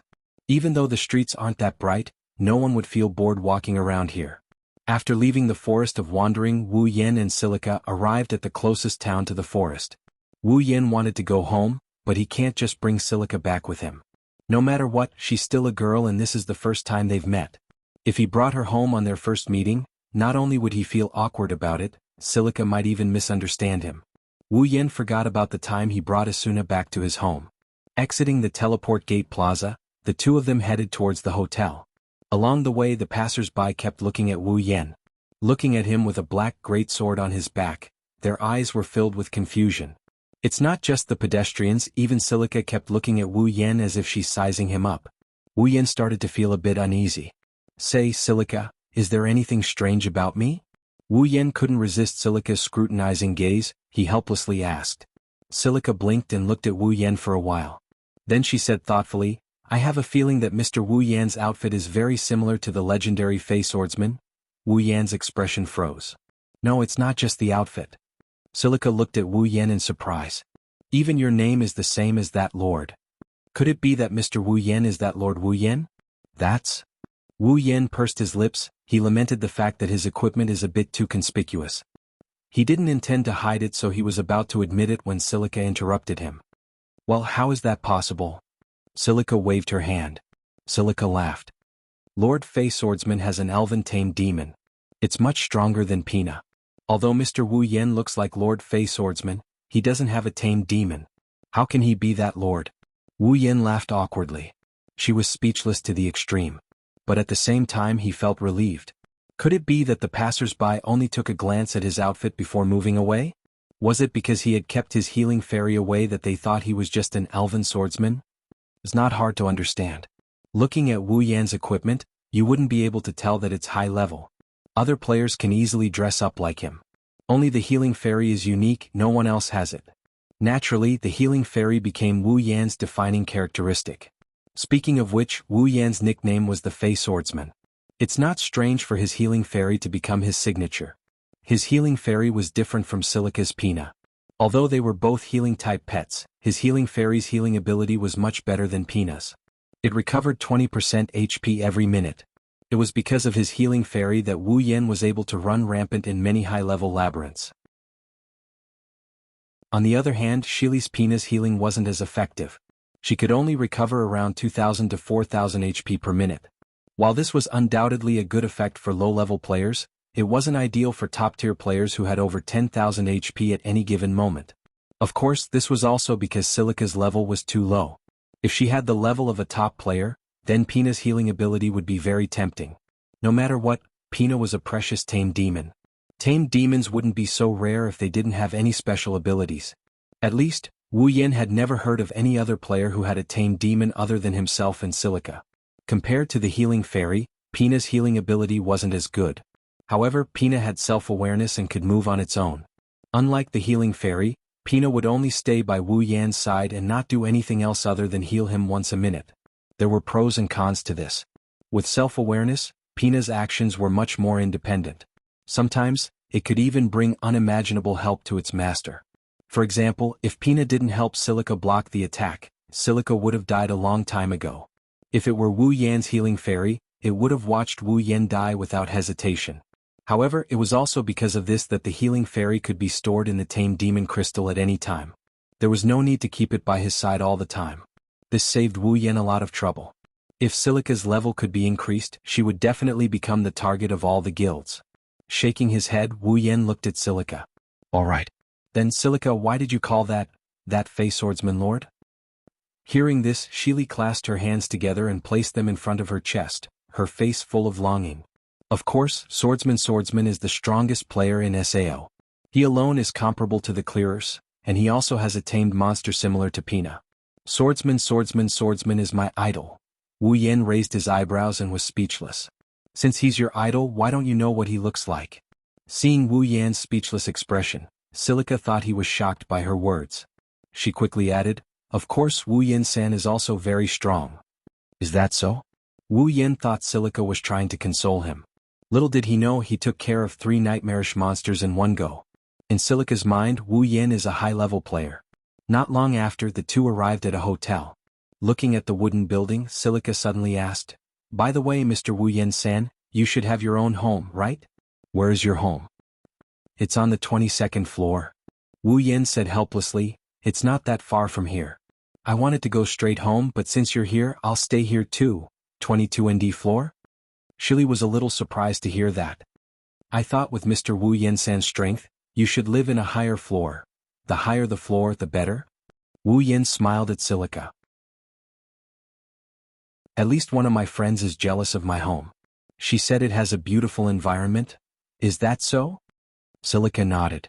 She tilted her head and said, I really want to see it. Wu Yan's expression became a little sullen when he heard Silica's words. He didn't bring Silica home directly because it was their first meeting, but he didn't expect that she didn't care at all. How could he not feel aggrieved? Ah, isn't this Silica?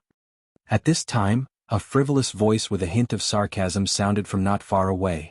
It entered Wu Yan and Silica's ears. Wu Yan frowned and looked at the source of the voice. Silica seemed to recognize the owner of the voice. When she heard the voice, her expression darkened. When the two looked at the source of the voice, they saw a tall, sexy, red-haired female player walking towards them with 3 male players. Silica lowered her head when she saw the person. It seemed like she didn't want to see the other party.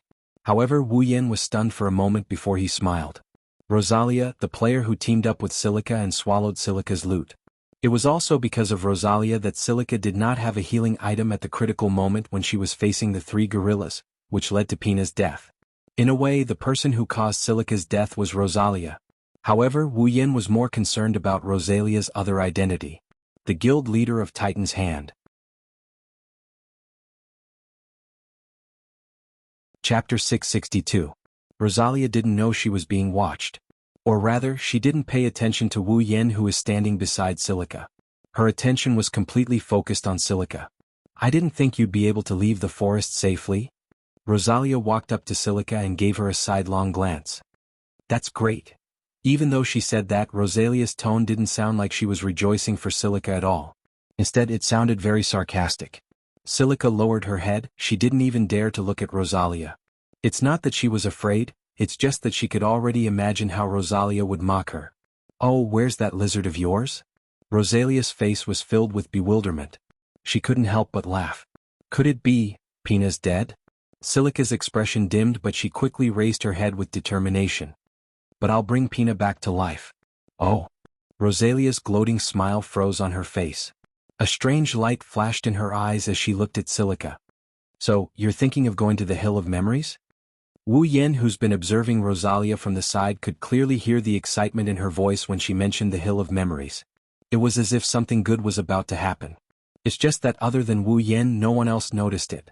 Wu Yen narrowed his eyes. He looked at Rosalia with contempt as if he was looking at a clown. Of course no one noticed it either. Rosalia rolled her eyes and moved her head closer to Silica.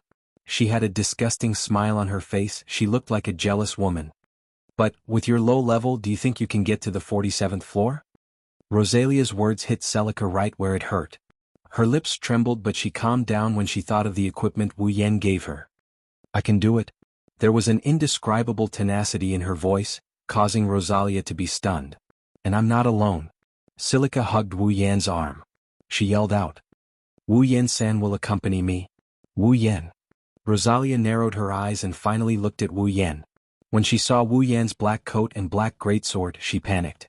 When she saw that Wu Yen didn't have a single familiar with him, she sighed in relief. Then she laughed mockingly. Era, do you think you can conquer the Hill of Memories with the help of someone who looks like the Fey Swordsman? Rosalia said maliciously. Be careful not to get your teammates killed because of you. Of course not. Silica shouted angrily. Mr. Wu Yen is very strong. Is that so? Rosalia sneered. She didn't hold back just because Wu Yen was there. She didn't hide her malice at all. You're just a fool. Do you think you can be as strong as the Fey Swordsman just because you dress like him? He has an Fey-tamed monster, not that lizard that died so easily. Rosalia sneered. You should go to a town with more people. It's better to bask in the limelight of the Fey Swordsman than to go out and die.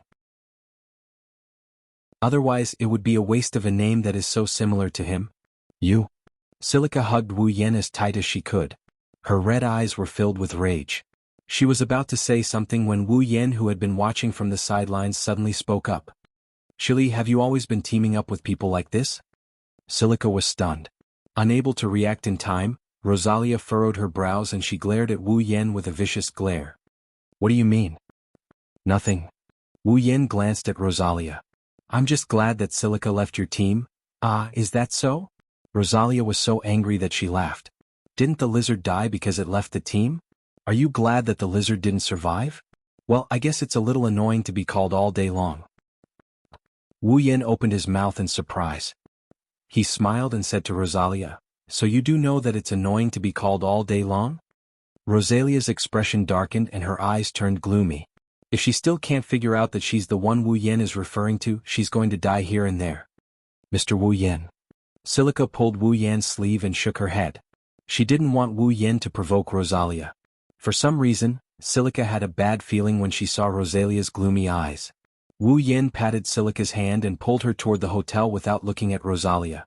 Rosalia's gaze followed Wu Yen and Silica until they entered the hotel. She retracted her gaze. No one noticed that her lips are curling into a wicked grin. Rosalia didn't know that when Wu Yen turned around and left, the same smile appeared on Wu Yan's face. Wu Yen took Silica's hand and booked 2 rooms in the hotel.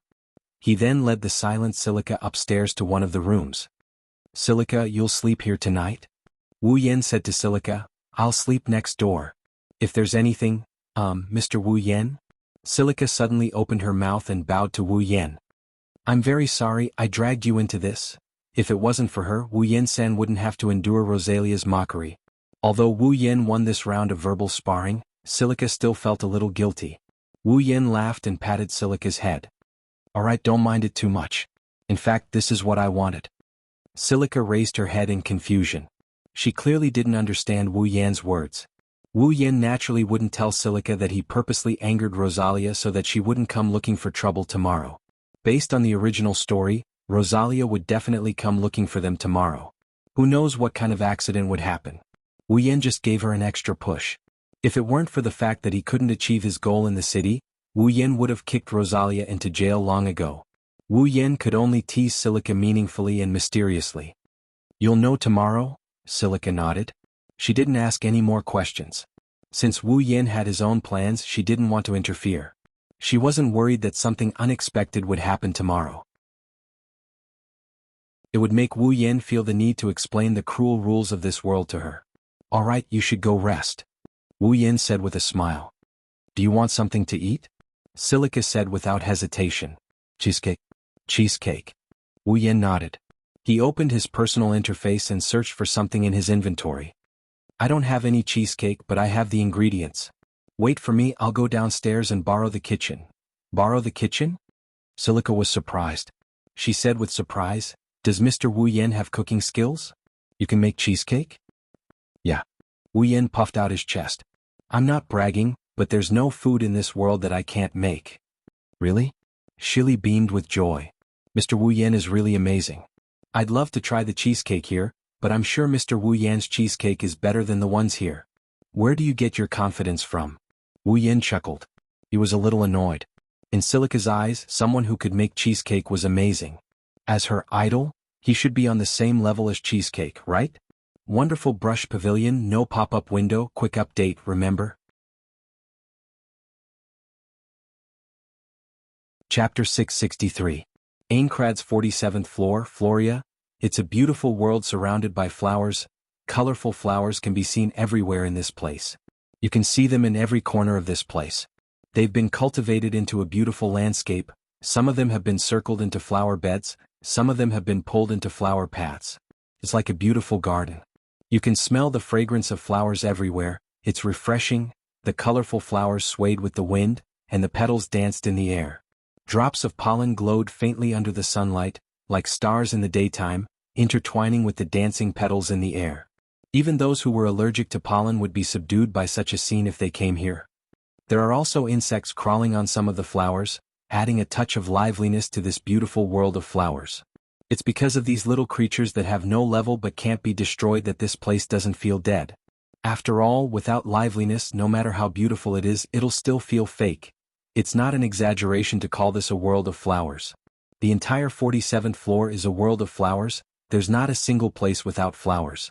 That's why the 47th floor is also known as the Garden of Flowers, because it's completely covered in flowers. A world filled with flowers. One can only imagine how beautiful this place is. Compared to Wu Yan's house on the 22nd floor, this place isn't inferior at all. When Wu Yan was planning to buy a place to live, he thought of the 47th floor and the 47th floor. Both the 22nd floor and the 47th floor were within his consideration. Both places are so beautiful that it's hard to believe that they don't exist in the real world. If you can live in these two places, you'll be in a good mood every day. It's a pity that the 47th floor is a world of flowers for couples. It's a rare romantic world. Therefore, the moment the 47th floor was cleared, it became the best dating spot for couples in Sao. Although it's filled with a pink atmosphere, it's not as peaceful as the 22nd floor. Wu Yan decided to go to the 22nd floor instead of the tranquility of the 22nd floor. When Shili appeared at the entrance of the portal, she was instantly captivated by this dreamlike place. Her little face was full of joy. She looked around and even ran around. She looked around and squatted down from time to sniff the flowers. Coupled with her cute face, she looks like a dancing fairy. Wu Yan couldn't help but smile. Wu Yan closed his eyes as he walked down the portal. He took a deep breath of the flower-scented air. His face looked very comfortable. Even though he's been here many times and gave up on the idea of living here, Wu Yan has never hated this place. On the contrary, he's been living in the forest for a long time now. Wu Yan, sometimes it's not a bad idea to live here. Even Wu Yan is like this. Shili, who has never been here before, smiled so much that her eyes squinted. She looked at the flowers everywhere. She wanted to reach out and pick one, but she didn't want to hurt these beautiful things. Her little face twisted. It seems like she's completely immersed in this beautiful world. It wasn't until the couples around her entered Shili's eyes that she abruptly woke up. Looking at the men and women intimately leaning against each other, her young girl's sensitive heart immediately understood what kind of place this was. Shili's face slowly turned red. She secretly glanced at Wu Yan, then she looked away as if she was flattered. Her pink face was full of shyness. It's obvious that she's in love with Wu Yan. Wu Yan looked at Shili with a strange smile on his face. He moved his face closer to Shili's. "Oh, you're blushing. Do you want to date me here like a couple?" As Shili cried out in surprise.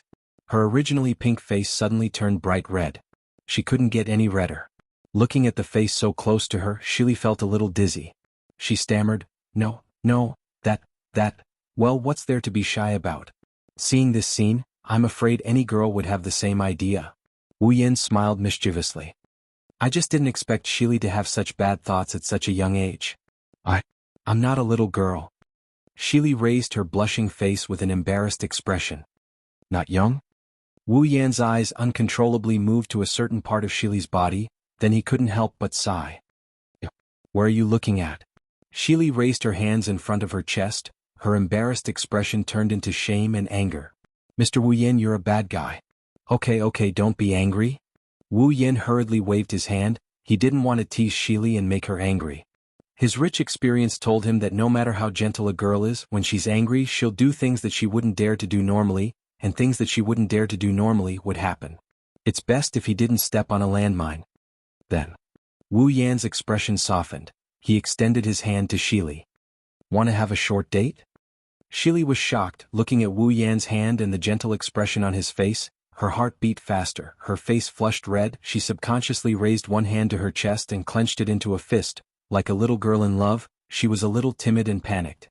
After a long time, Shili finally plucked up her courage, she reached her hand into Wu Yan's and held it, her eyes flashing with indescribable splendor. Holding Shili's hand, Wu Yan looked at Shili's blushing face, he couldn't help but ask, Shili, is this your first time holding hands with a boy? Shili lowered her head, she didn't answer Wu Yan, but when he saw her neck turning red, how could Wu Yan not know the truth? For the first time Wu Yan felt like he was a sinner. Although the entire 47th floor was covered in flowers, it wasn't to the point where there were no flowers. Setting aside the town, there must be buildings in addition to flowers, there are also roads in the wilderness, it's just that they're surrounded by flower beds, there are traces of flowers everywhere. Walking on a road accompanied by flowers, sometimes people will even subconsciously let down their guard, completely forgetting that there are monsters in the wilderness, just like Wu Yan and Shili. Wu Yan was fine, at least he still paid attention to his surroundings, but Shili couldn't.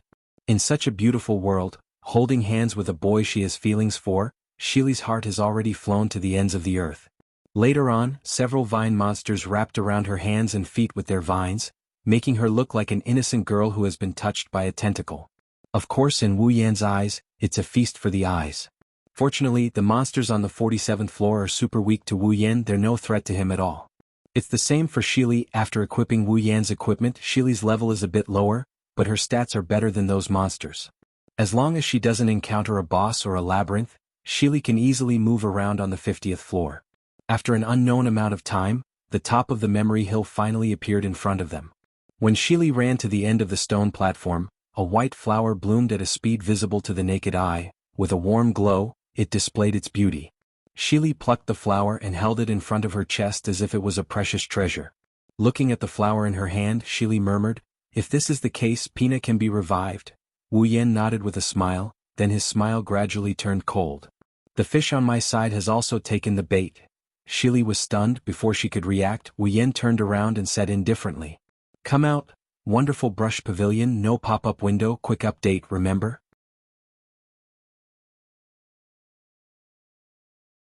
Chapter 664. Come out. A cold and indifferent voice reverberated in the surroundings, spreading in all directions.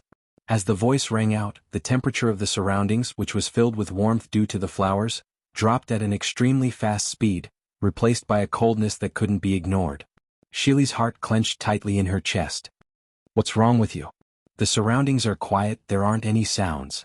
Other than the flowers, there are only trees in this place." Silica looked around but she didn't find anything out of the ordinary, so she turned towards Wu Yan. At this moment, a blurry figure moved gently from behind a tree. The sound of footsteps attracted Silica's attention. Silica saw Rosalia, who had been bullying her all this time, walk out from behind the tree. Miss Rosalia?" Silica was shocked. Rosalia smiled. Her smile was unusually happy. "I didn't expect you to see through my concealment. Looks like your detection skill is quite high." "Skill?" Wu Yan smirked. "No, you're wrong. Although my search skill is not low, I really didn't use it to discover you this time." The smile on Rosalia's face froze and she frowned. "You didn't use detection to find me? Then how did you find me?" "You, rather than a discovery, it is more like a prediction." Wu Yen crossed his arms in front of his chest and he looked at Rosalia with a nonchalant expression. I knew you'd show up here sooner or later. Rosalia's expression darkened. What do you mean? It's simple. In Celica's surprised eyes, Wu Yen looked at Rosalia. I've been coming for you since the beginning. Rosalia's expression changed. From the moment she appeared until now, the look in her eyes as if she was looking at a prey also disappeared. Vaguely she had a bad premonition. Rosalia's heart was filled with emotions. Wu Yen-san. Celica looked at Wu Yen in shock. Well, it's hard to explain. I don't have the patience. Wu Yen shrugged and looked in another direction. So, I'll let someone else explain it to you. Celica and Rosalia were both startled. At the same time, a sigh suddenly sounded, startling them. They turned to look at the source of the sigh and saw that it was coming from a woman. A black figure with a sword on his back slowly walked up to them. I can't believe you made it in time. Wu Yen rolled his eyes. If you came any later, I would have been able to deal with you.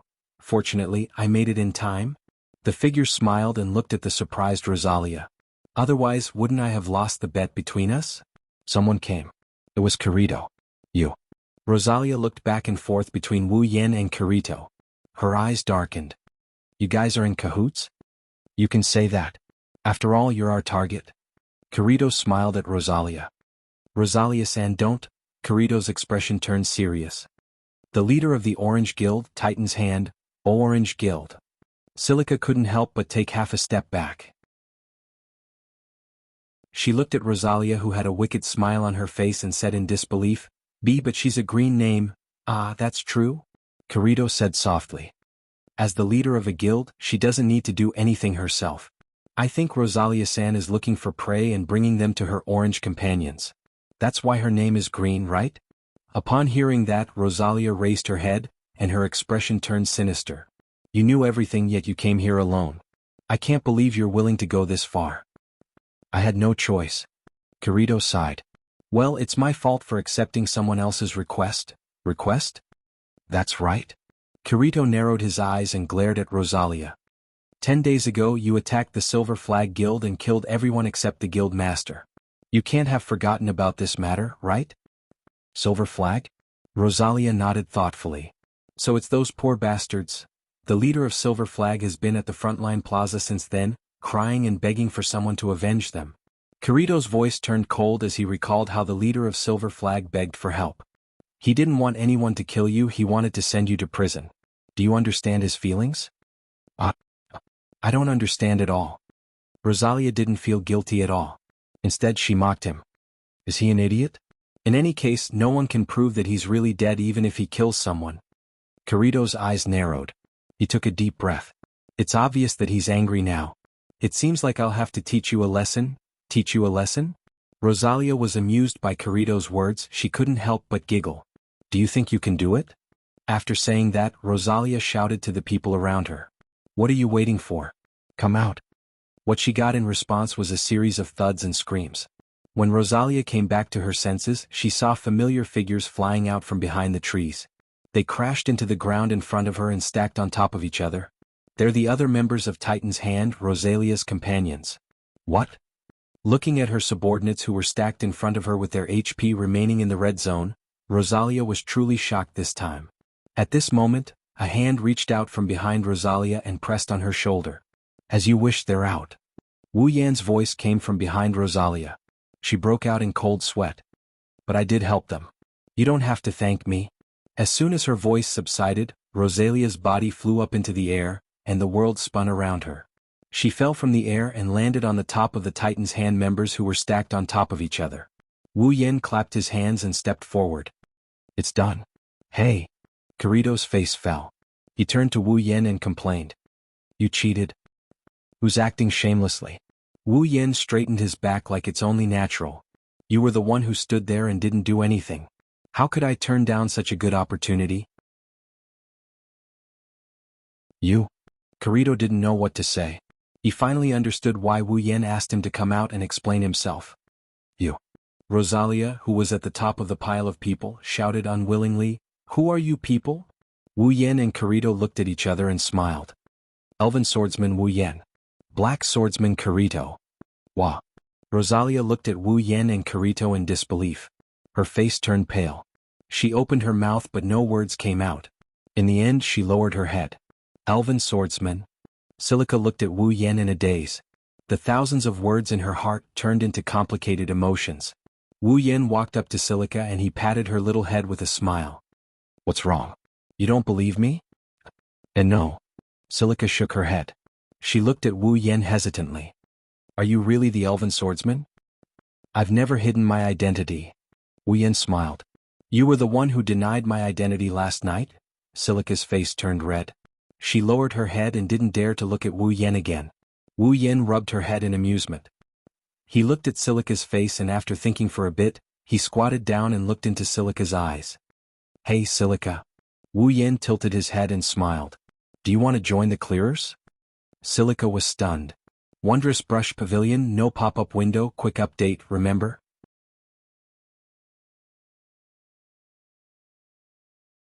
Chapter 665. Aincrad's 50th floor, inside a hotel. Silica was holding a cup anxiously, her hands kept rubbing the surface of the cup. Her red eyes stared at the entrance of the hotel, then turned to Wu Yen in front of her with a nervous expression. Hey Wu Yen and I-san. Silica pursed her lips, there was a trace of worry in her eyes. Am I really going to be okay? Well, relax. Wu Yen calmly took a sip of his drink. Seeing Silica's nervous expression, he comforted her. Don't worry, you can do it, but... Silica didn't relax at all, she looked even more worried, she even lowered her head. A player like me joining the clearers? Don't underestimate yourself? Wu Yen patted the revived Pina in Silica's arms and said with a smile. Pina is a very rare tamed monster with healing abilities. A tamed monster like her can save countless lives in the front line. I believe there's no one who wouldn't want a tamed monster like her. If it weren't for your low level, the clearers would have scrambled to recruit you. But my level is too low, isn't it? Silica said in a low voice. Won't I be a burden if I'm like this? Level is a small matter. If you want to level up, you can level up at any time. Besides, I'm not asking you to join the front line right away. Even if you join the front line, you won't be a burden. Seeing Silica's lack of confidence, Wu Yen patted her little head. As long as you level up, Silica will be able to help a lot. Plus, you'll have a lot of companions with you. She won't be a burden, she can help a lot, and most importantly, she'll have companions. No matter how uneasy Silica was, she couldn't help but be tempted. In the past, Silica had a lot of companions. She formed a lot of parties and joined a lot of teams. There were also a lot of people who invited her. However, all of these people treated her like a mascot.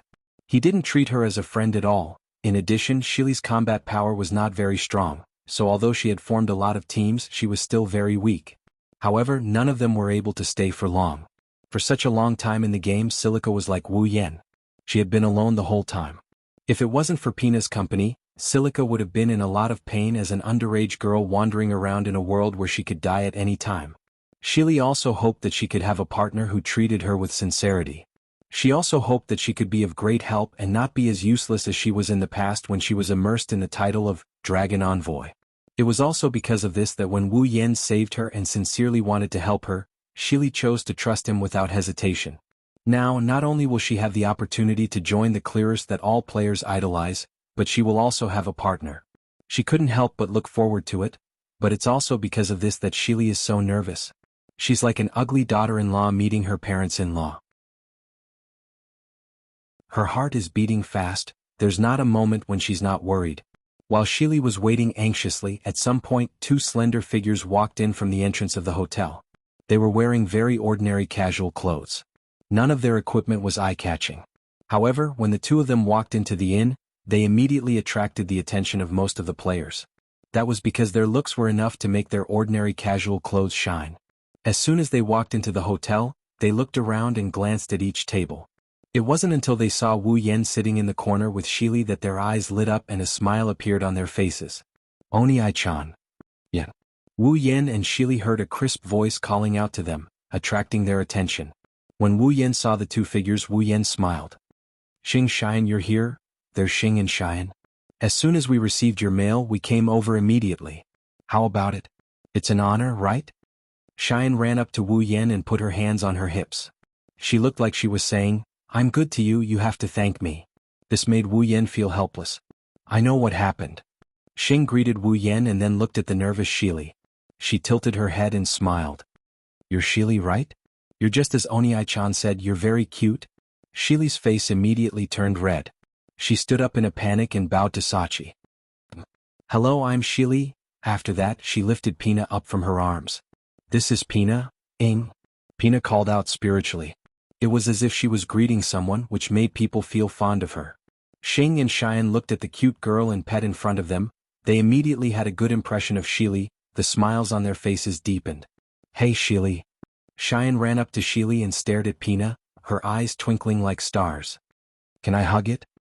Before Shili could answer, Pina quickly shook her head and shrunk her body into Shili's arms. Everyone knew what she was thinking when they saw her reaction. This. Shili felt awkward. She looked at Pina in her arms and apologized to Cheyenne. I'm sorry, Pina doesn't seem to like other people hugging it. Why is that? Cheyenne didn't hide her disappointment. She pouted and looked unhappy, but she didn't ask for anything else. She made a face at Shili and turned her head away angrily. Wu Yan and Sachi didn't know whether to laugh or cry. Sachi, what do you think? Wu Yan pushed Shili in front of Sachi and smiled. Can you let Shili join the Moonlit Black Cats? Sachi hasn't picked up a weapon for a long time. Her personality made her unsuitable for the battlefield. After the Moonlit Black Cats grew stronger, Suda didn't let Sachi join the battle anymore. Instead, he let Sachi handle the affairs of the Moonlit Black Cats. She's in charge of the guild's affairs. This was exactly what Sachi wanted. She wasn't someone who liked to fight. If possible, she wanted to live a peaceful life. Hence, she didn't object. Currently, other than the frontline matters, Sachi was in charge of almost everything in the Black Cat clan, including recruiting members. That's why Wu Yan asked Sachi to recruit Silica into the Moonlit Black Cats. He didn't know if Silica would become a useful member of the Clearers, but at the very least, he didn't want Silica to have to fight alone in a low-leveled area. That way he wouldn't feel at ease. Shili became even more nervous after hearing Wu Yan's words. She hugged Pina even tighter. Pina seemed to have sensed her master's mood. She looked up at Shili and said something to comfort her. Sachi looked at Silica and smiled at her. Joining the Moonlit Black Cats won't be a problem, although the guild's recruitment criteria is strict. Shili has Pina. I believe no one will object to her joining the guild. Shili's face lit up. That means if you want to join the frontline clearers, Silica, you still need to work hard. Sachi said gently, but if it's just joining the Moonlit Black Cats, that's not a problem, I'll agree. Really? Shili looked at Sachi expectantly. She couldn't help but cheer when she saw Sachi nodding with a smile. She threw herself into Wu Yan's arms. That's great. Oh. Sachi and Cheyenne let out a long oh sound. They looked at Wu Yan with an ambiguous gaze. Wu Yan smiled embarrassedly. He quickly made a gesture to show that he and Shili are innocent. As for whether other people believe it or not, that's their business. Wondrous Brush Pavilion, no pop-up window. Quick update, remember.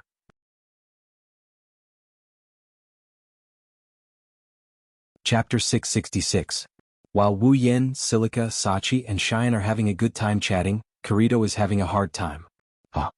Inside an item store, Agile, Kirito's friend, couldn't believe his ears when he heard Kirito's words. You want me to contact Asuna? Agile looked at Kirito with a strange look. Even his expression became strange. Aren't you always at odds with her? As a member of the Clearers, Agile had seen Kirito and Asuna quarrel more than once in the Clearers meeting. Everyone in the Clearers knew that the relationship between the two was a bit bad. Asuna was known as the Ghost of Strategy, but she was also known as the Berserker. Sometimes Asuna's methods were unsatisfactory. For example, she lured the boss from outside the safe zone into the safe zone and let the boss attack the NPCs while the players attacked the boss. Even if the NPCs weren't alive, they would still come back to life after a while. Even Kirito didn't agree with this method. Kirito and Asuna had conflicts more than once, and they even had a big fight during the strategy meeting. Now that Kirito took the initiative to contact Asuna, how could Agile not be surprised? Even the black swordsman Kirito fell for Flash, Asuna's charm? Is that why he wants to pursue her? Thinking of this, Agile looked at Kirito with a strange expression. Kirito saw this. Kirito's eyes were glaring. What are you thinking? Kirito sighed helplessly. I just want to ask her something. Is that so? Agile glanced at Kirito suspiciously. But when he thought about his friend's unsociable personality, Agile felt that his guess was unrealistic. He nodded. All right, I'll help you contact her. Then he said. Agile couldn't help but say something. Seriously, we're all clearers, can't you just add her as a friend? Kirito patted his head and said as if he had a headache, "You know, I'm not that close with her. Although we teamed up once to clear the first floor's boss, I'm not that close with her. But who would have thought that she would join the Knights of the Blood and become the ghost of strategy?" At this point, Kirito raised his head and narrowed his eyes as if he was thinking of something. But lately, Asuna's strategy seems to be different from before. Agile stopped what he was doing and furrowed his dark brows. Indeed. In the past, Asuna would even come up with the idea of having the boss slaughter NPCs for the sake of clearing the dungeon. Her strategy doesn't seem to be that extreme anymore. Most of the time she's following the rules. Her strategy is steady, just like. She doesn't seem to be in a hurry to clear the floor. Kirito suddenly said. Yeah, that's right. Agile punched his fist in the palm of his hand and rubbed his chin. Why is there such a sudden change? Well, who knows? Kirito leaned on the counter and said casually. Maybe it's because of the title of Berserker. Despite what he said, Kirito had a feeling that there was something else that caused Asuna's change. He couldn't help but recall what happened after he sent the Titan's hand to the prison. Help you find a weapon that suits you? Kirito was confused when he heard Wu Yan's request. He glanced at the heaven gazer on Wu Yan's back. Hasn't your weapon been with you all this time? Didn't you strengthen it until now? Why do you suddenly want a suitable weapon? Can't your weapon keep up with your growth? That's not it. Wu Yan scratched his cheek and said helplessly. The heaven gazer has been with me for a long time. I spent a lot of money to modify it, so of course it can keep up with my growth. But there's only one heaven gazer and I don't have another weapon that can rival it. Another weapon? Kirito frowned and suddenly thought of something. Oh right, you have the dual sword skill so you can equip two weapons. That's it. Wu Yan sighed and said. The problem with the other weapon has been bothering me for a long time. I searched everywhere but couldn't find a suitable weapon. So I have to ask you, no wonder you made a bet with me? Kirito's mouth twitched. So that's what you were thinking. Well, you have more connections than I do. Wu Yan smiled and patted Kirito's shoulder. I don't know who else to ask other than you. Don't you have a good relationship with the moonlit black cats? Kirito turned around and looked at Wu Yan. It shouldn't be hard to ask them to help you find a good blacksmith, right? You're right, I had the same idea. Wu Yan said with a bright smile on his face. Who knew I'd run into you? Kirito choked on his words and became annoyed. I'm a lone wolf, I have some connections but they're not that good. Did you ask the wrong person? Huh? Wu Yan narrowed his eyes and stared at Kirito's face. Kirito-san, are you trying to renege on your promise? No. Kirito said with embarrassment. But I don't know any good blacksmiths. That's easy. Wu Yan rolled his eyes and he said something shocking to Kirito. I heard Asuna has a blacksmith friend. Go ask her for help, she might be able to point you in the right direction. What? Asuna? Kirito almost couldn't catch his breath.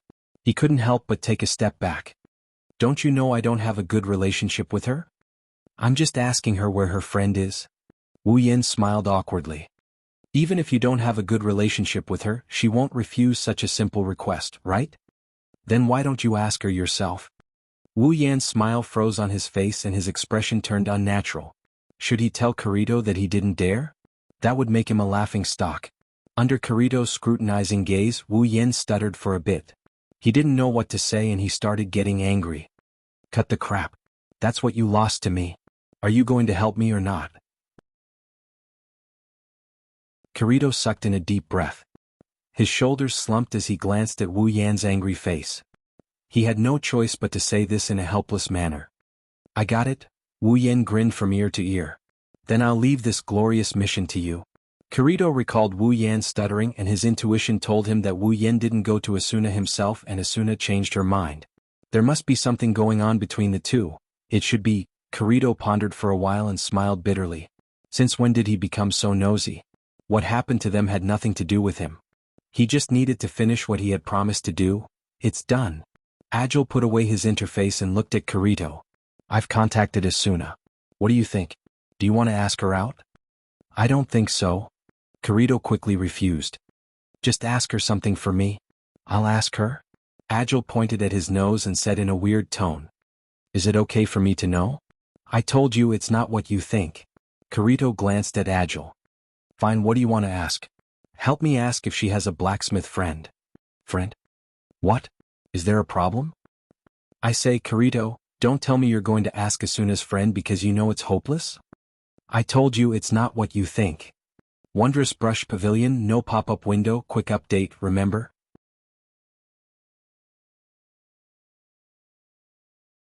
Chapter 667. What? Would he have to wait a little longer? Wu Yen was surprised when he saw Kirito's email. He frowned for a moment before relaxing. What? Did Asuna really not introduce her friend to you? She did, but there was a small accident. Kirito replied. What accident? Basically, Asuna's friend is really good at forging weapons, but unfortunately a certain someone's request is beyond her ability. Wu Yen could see Kirito's annoyance from the email. Since her forging skill needs to be improved, I have to wait for her to level up before I can forge the weapon. No way. Wu Yen couldn't help but feel aggrieved. If that's the case, I might as well look for her myself.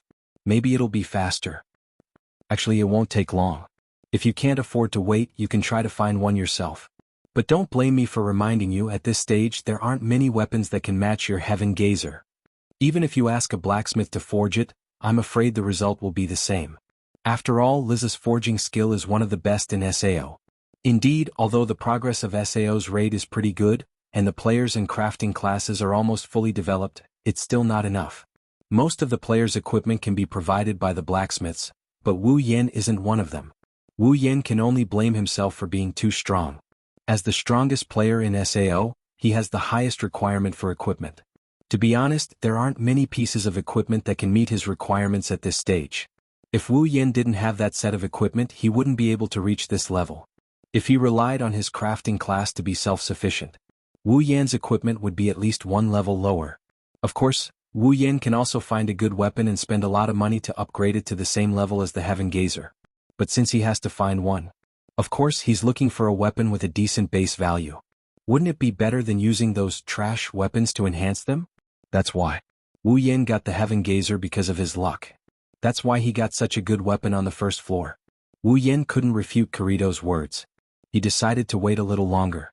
It's better than running around looking for wild bosses to test his luck, isn't it? Also, there aren't many bosses that can meet Wu Yan's requirements. Testing his luck isn't just for show. It's a good thing that Wu Yen hasn't been forced to use Dual Blade Ryu yet.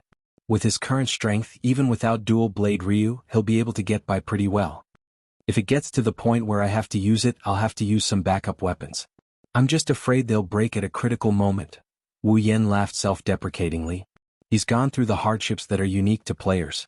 Should he be happy? Or a disaster? But when he thought about Silica's progress, Wu Yan's mood improved a lot. Now, Shili had joined the Moonlit Black Cats and become a member. Due to the rarity of tamers, Silica's level is a bit low. But since it was Wu Yen who recommended her to join the Moonlit Black Cats, Suda and the others took extra care of Silica, especially Sachi and Cheyenne. The two girls even wanted Silica to join them. In just a few days, the relationship between the three of them has improved tremendously. They're even calling each other sister. Wu Yen can't help but marvel at how familiar girls can be with each other.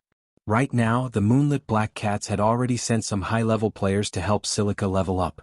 Once Silica matured, her title as the Dragon Envoy would become another attraction on the front lines. Perhaps she could even compete with Asuna. In the original work, Silica's potential was neglected.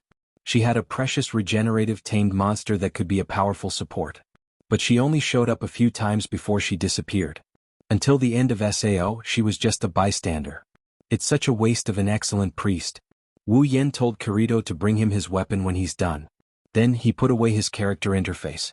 As for the materials and money, that's Kirito's problem. Who told him to lose a bet with him? Although he's suspected of using the original work to trick him, well, it's not like Kirito is short on money. Wu Yen said. He's taking pleasure in Kirito's misfortune. It's not like he's doing anything wrong. Unfortunately, before he could finish gloating, an email appeared in front of him, causing him to lose his composure. Did you tell that guy to come to me and introduce Liz to him? Wu Yan's face stiffened. He didn't even need to look at the sender to know that it's from Asuna. Wu Yen took a deep breath and cursed in his mind. Then he burst into tears. It seems like Kirito sold him out. Wu Yen had no choice but to reply. Kirito told you that? You're such a liar. As soon as he sent the email, Asuna's reply appeared in front of him. Since you know that I have a good blacksmith friend, why didn't you come to me directly? Asuna's question is obviously her main concern. Otherwise she wouldn't have replied so quickly. Wu Yan's face fell. He wanted to cry but no tears came out. He wanted to know what's wrong with him. Why didn't he just contact Asuna? Is it because he's afraid of contacting Asuna? How is that possible? Since someone is willing to work for me for free, wouldn't it be a waste if I don't make use of it? After replying, Wu Yan stood there in a daze for a long time. Why do I feel like I'm being too arrogant? Wu Yan didn't know how Asuna felt after reading the email. He waited for a long time but didn't receive a reply. This made Wu Yan feel a little uneasy. This Asuna, is she mad at me, right? This thought flashed through Wu Yan's mind. Asuna might look majestic on the surface, but she can be more childish than anyone else. Otherwise she wouldn't have bitten him for half the night when he mocked her for thinking too much. Wu Yan pursed his lips and thought for a long time. He still didn't receive a reply from Asuna. He sighed and sent an email. Fine, it's my fault. Tell me, how can I make it up to Asuna-sama to forgive me? Asuna seemed to have been waiting for Wu Yan to say that. She quickly replied after being quiet for a while. 10 dishes. Wu Yan almost died from shock. Are you serious? Have you forgotten what happened to you the last time you ate 12 dishes? Last time the two had a cooking duel. Since Wu Yan won, Asuna turned the pain of losing into appetite. She ate all 12 dishes made by Wu Yan and ended up with a bloated stomach. She didn't go home that night and stayed at Wu Yan's place for the night. Wu Yan wanted to complain about how Asuna still has the energy to bite him even though her stomach is so bloated that she can't go back. It's not that Wu Yan can't make 10 dishes, he's just worried that Asuna won't be able to finish them. That's more than enough to fill the stomachs of Toka and Astria. From a certain perspective, Asuna is considered a god. Wu Yan didn't know what Asuna's expression was when she saw his email. He felt like he had to wait for another long time. If he doesn't agree to her request, she won't reply to him even if she dies. Alright, I'll agree to it. Wu Yan collapsed as if he used up all his strength. He was speechless. Women are the hardest to deal with.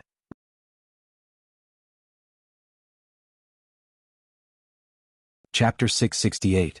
It's nighttime. As soon as he got home, Wu Yan went straight to the kitchen, made all 10 dishes that he promised Asuna, and placed them on the dining table. The cooking process in SAO was simplified by a lot. It only took Wu Yan 10 minutes to cook all 10 dishes. Wu Yan also increased the durability of the dishes to the maximum. Therefore, the dishes would still be steaming hot even if they were to be served the next day. There's no refrigerator in SAO to keep the dishes warm. Just like equipment, the dishes here have a certain durability, but the durability of the equipment is consumed by usage, while the durability of the dishes is consumed by time. Once the time is up, the dishes will disappear and turn into pieces. Because of this, most chefs wouldn't make a lot of dishes, they would only make them when needed. Otherwise, he would have taken out all the ingredients in his item bar and made them into dishes and put them in his item bar. That way he wouldn't have to go through the trouble of cooking for himself every day once and for all. After making the dishes, Wu Yan went to the sofa, sat down, opened his personal interface and tapped a few times. A piece of paper appeared in front of him out of thin air and fell into his hand. After pouring a cup of black tea, Wu Yan took a sip while glancing at the paper. After a while he stopped. Wow, I actually cleared the level again. The clearers seem to be working really hard recently. Although he said that, Wu Yan's face was filled with dissatisfaction. The reward for killing the floor boss is recognized as the highest among all the floor bosses. If Wu Yan killed the floor boss alone, he would have leveled up several times. But if the clearers killed the floor boss, the reward would have been divided equally among all the clearers, and there wouldn't be much left. Of course, the reward for killing the floor boss is secondary. The most important thing is that the clearers found the floor boss's room before him. This made Wu Yan very unhappy. It can't be helped, the more people there are, the better. Wu Yan can't find the floor boss's room by himself. No matter how strong he is, it's useless. Could it be that Asuna is in a good mood because she cleared another dungeon today and decided to have a good meal with me? Wu Yan seriously doubted it. Compared to the reason why he's angry, the above reason should be more reasonable. I fell into the trap. Wu Yan bitterly smiled. Tossing the matter of clearing the dungeon to the back of his mind, he started skimming through the paper again. When he didn't find any useful information, he tossed the paper back onto the table. It seems that I need to work harder. Wu Yan's quest was to clear all 100 floors of Aincrad. He didn't say he had to do it himself. Even if he had to kill the 100th floor's boss, he would have to do it himself. Wu Yan's quest is considered complete since it's another player who took down SAO. This is understandable. No matter how good Wu Yan is, he can't clear all 100 floors by himself. After all, there are so many players in the game, the more the merrier. There are always some things that Wu Yan can't do. For example, the floor boss's room is not easy to find. In other words, even if Wu Yan is waiting for his death in SAO, he will still be able to clear the floor boss's room. If someone clears the floor boss's room, his compulsory quest will be completed. It sounds easy, he doesn't have to do anything himself, but with his personality, he's not going to just sit here and wait for others to clear the stage. Let's not talk about whether it's possible or not. Even if it's possible, he would have to spend quite a bit of time in this world. By that time he wouldn't be able to fight monsters, he wouldn't be able to level up, and he wouldn't have any money. Without money, where would he find a place to stay for a few years? He needs money to stay in a hotel. Besides, Wu Yan is not the kind of person who will wait for others to clean up his mess. Even if he can't clear all the floors by himself, he will at least try his best. At least he won't waste his time in the game. It's a pity that Chuju, Mikoto, and the others can't come with me, Wu Yan said regretfully. Knock knock knock. Someone knocked on the door, waking up Wu Yan from his thoughts. Wu Yan stood up, walked to the door and opened it. You're here, Wu Yan, and I said, I'm here to see you.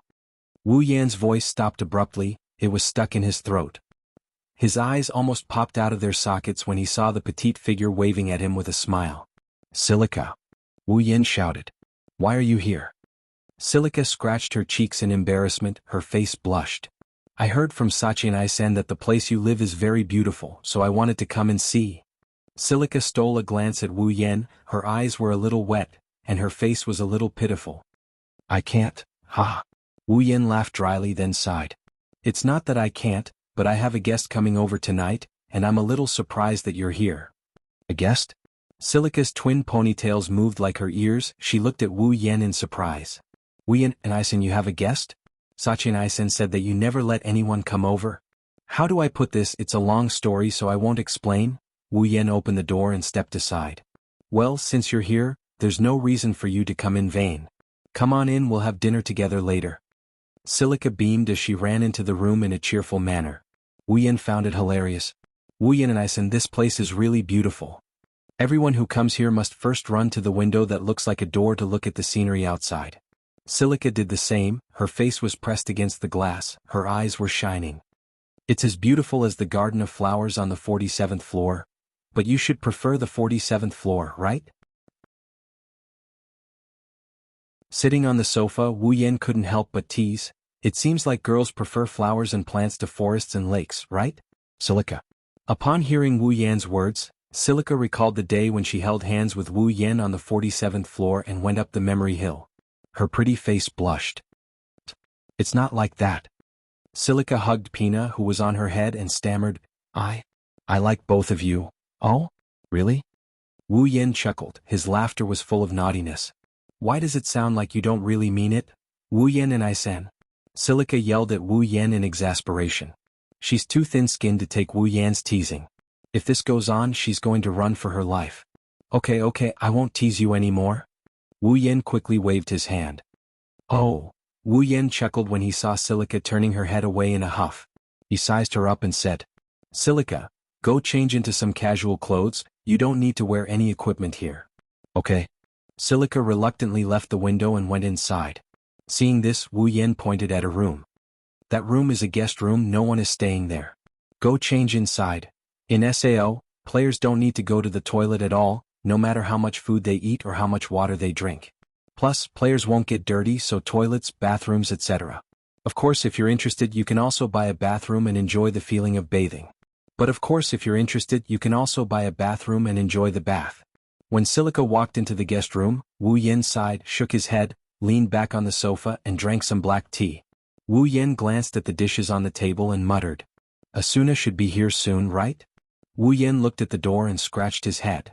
I wonder what Asuna's expression will be when she sees Silica. She won't draw her sword right away, right? Wu Yan suddenly thought. I seem to be in a bit of danger. If you like this novel, you're welcome to vote for it. Your support is my biggest motivation. Mobile users, please go here.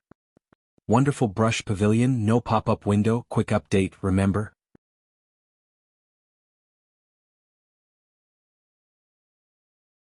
Chapter 669. It doesn't take a lot of time for players to change their equipment or clothes. They only need to click once and the equipment or clothes will be put on and taken off. However, there would be a 2 to 3 seconds when the player's clothes would be removed, revealing their undergarments. Therefore, most players would not change their equipment in front of others. No matter how short the time was, no one would be willing to let others see their bodies. This is a good thing for those who hate trouble. They only need to click once or twice and their clothes will be put on and taken off automatically. There's nothing more convenient than this. Not to mention the clothes in SAO won't get dirty, so there's no need to wash them. When Silica came out of her room, she had changed into something that looked like a nightgown. She looked even cuter than usual. Wu Yin couldn't help but give her a sidelong glance. What's wrong? Silica seemed to be a little nervous. Her hands were clenched together and her face was red. Don't I look good? Nah, she's pretty cute. Wu Yin commented with a smile. Then he looked at Silica again. By the way, where's Pina? Didn't she go in with you? Pina fell asleep. Silica walked to the opposite side of Wu Yin and sat on the sofa. I saw a bed inside, so I let Pina sleep on it for the time being. I see. Wu Yin nodded and said with a sigh. What a magical tamed monster, it can even sleep. Look at my tamed monster, it can only fly around and heal me. It can't do anything else after it recovers my HP. I wonder what it would be like if it had a mind of its own? But Wu Yin-sama's tamed monster is really powerful, right? Silica said enviously. Sister Xing said, that's right. Sister Xing said that Wu Yin-sama's tamed monster is his right-hand man. If they have a tamed monster like that, they won't be afraid of the monsters. You won't be afraid of fighting those monsters, you're much stronger than Pina. Each has its own advantages and disadvantages. Wu Yin poured a cup of black tea and pushed it to Silica. Once Silica's level increases, Pina will become very powerful as well. Yes, I will do my best. Shili clenched her small fists, her fighting spirit soaring. Seeing her like this, Wu Yin was relieved. It seemed that Shili should be doing well in the moonlit black cats. If it was the old Shili, she would only doubt whether she could do it instead of making up her mind to work hard. The only time she made up her mind to try was when Pina died. By the way, Shili, do they know that you're here? Big Sister Xing and Big Sister Shireen didn't know that I was coming here. I came here on my own. No wonder. The two of them have always wanted to visit me, but I'm usually not at home. I'm always at the front line. Unless they come at night. Then they'll come at night. That's easy for you to say. Which girl would come to a boy's house at night? I'm not casual at all. Yes. Shili is an exception. The two of them chatted like this. From time to time, Wu Yan's laughter and Shili's angry voice could be heard, accompanied by the passage of time.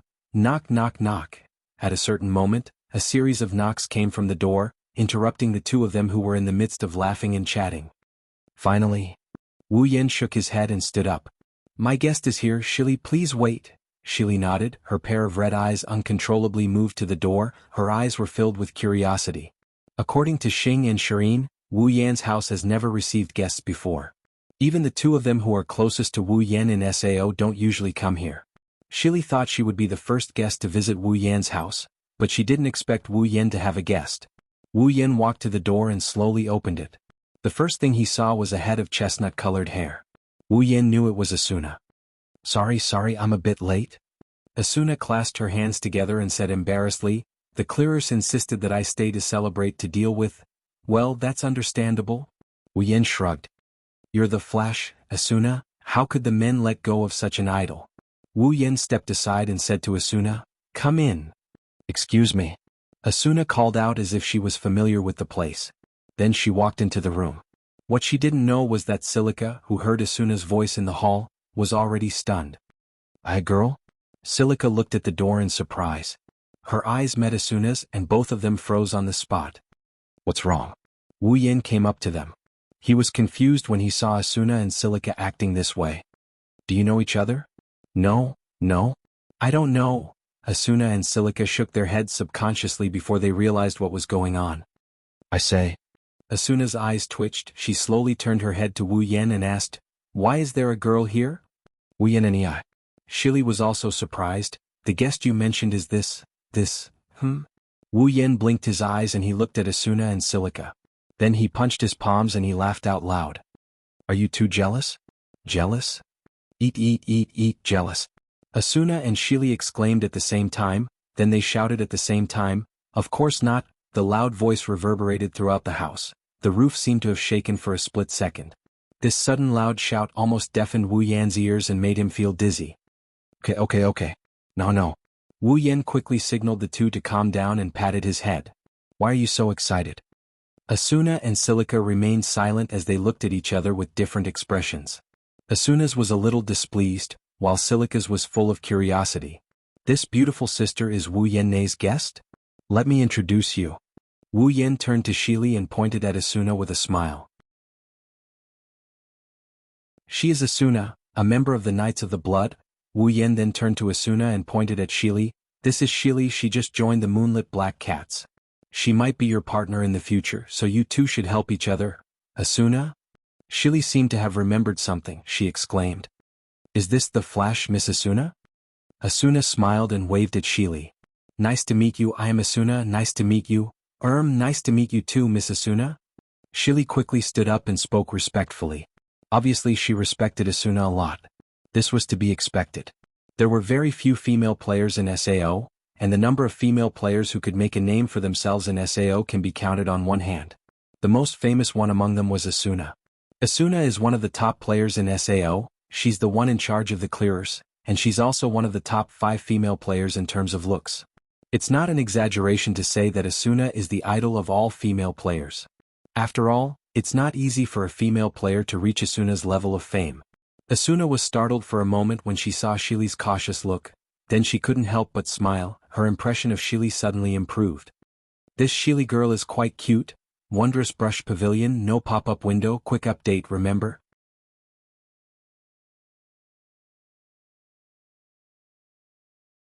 Chapter 670. Alright, let's have dinner. Wu Yan waved his hand at Asuna and Silica as he walked over to the table. It's already time for dinner, I'm starving. Did you make all these dishes yourself, Wu Yan and I? Silica ran to the dining table and looked at the 10 delicacies on the table. Her eyes flashed with amazement. What a beautiful dish. I've been wanting to ask you this for a long time. Asuna looked at Wu Yan with a puzzled expression. The cooking program in SAO has been greatly simplified. How did you manage to make it look like this? That's right. This is my secret recipe, I won't let anyone else know. Wu Yan smiled proudly. It took me half a year to figure out how to make this dish. What do you think? Amazing, right? Amazing. Silica nodded her head repeatedly, but Asuna pouted and turned her head away. What's with that look of yours? Let's all sit down. Wu Yan ignored Asuna's sour words and he sat down. If I didn't increase the durability of these dishes, they would have gone cold by now. I didn't expect this to happen. Asuna sat down helplessly. In the past, although there would be a small celebration every time I cleared a level, I would always reject it. This time I was supposed to reject it as well. Who knew that those people would directly go to the headquarters? Coincidentally, I didn't stay in the hotel but in the headquarters, so I was caught. That's because Ms. Asuna is too popular. Silica said softly. Everyone wants to celebrate with Ms. Asuna? Just call me Asuna. Asuna said with a smile, then she sighed. That's true, but sometimes it's too troublesome. Why don't you just move out? Wu Yan placed the tableware in front of Asuna and Silica.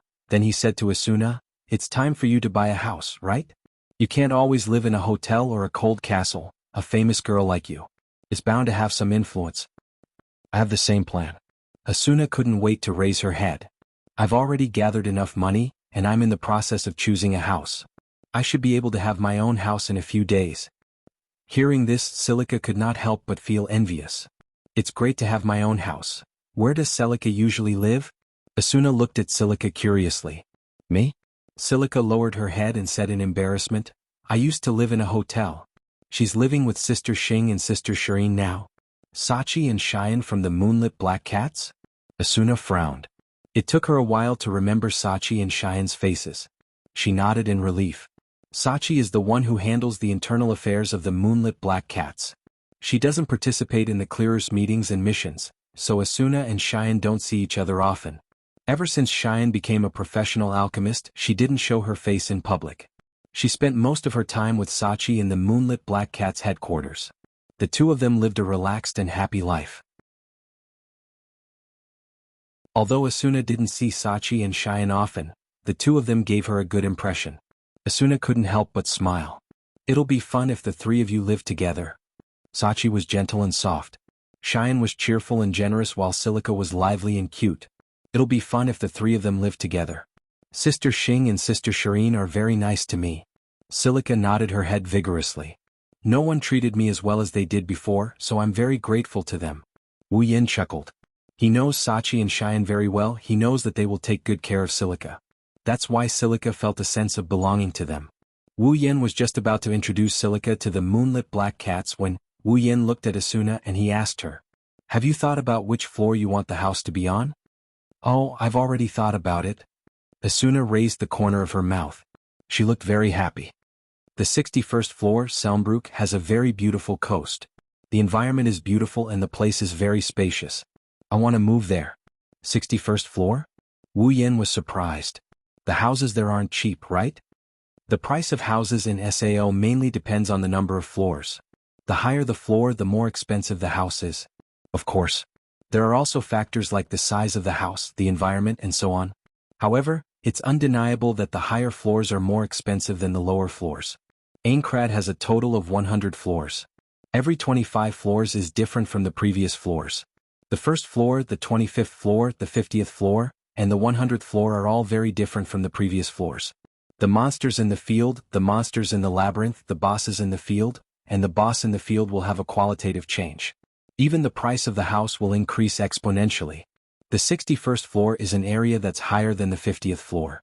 The price of the house should be extremely expensive as well. I've asked around.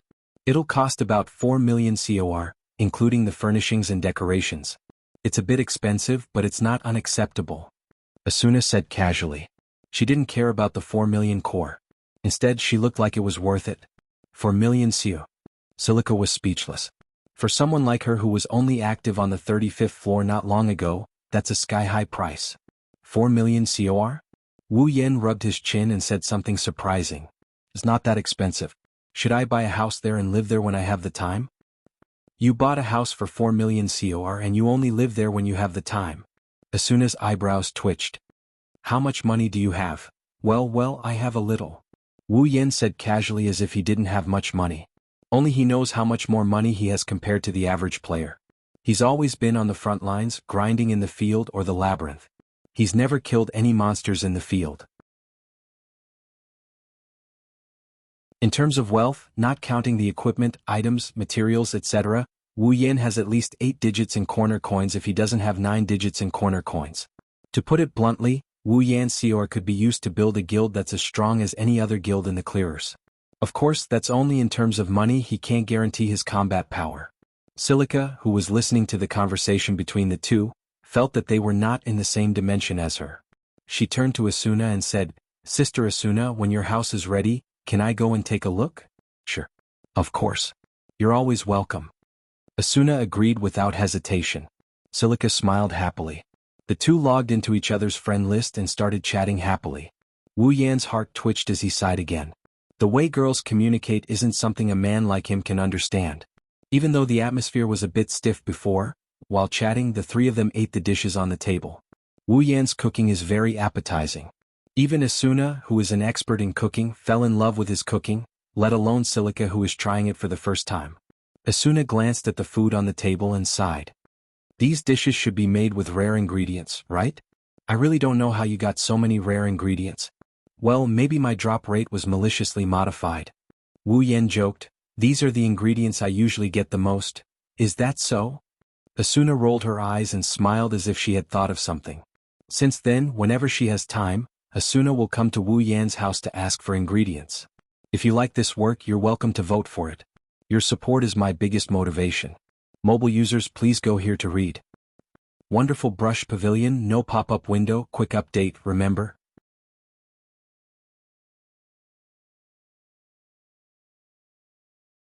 Chapter 671. Aincrad's 48th floor. Linda's. There's a small hut in the corner of Linda's floor. There's a pool outside the hut and a water wheel that's slowly rotating by the side of the pool.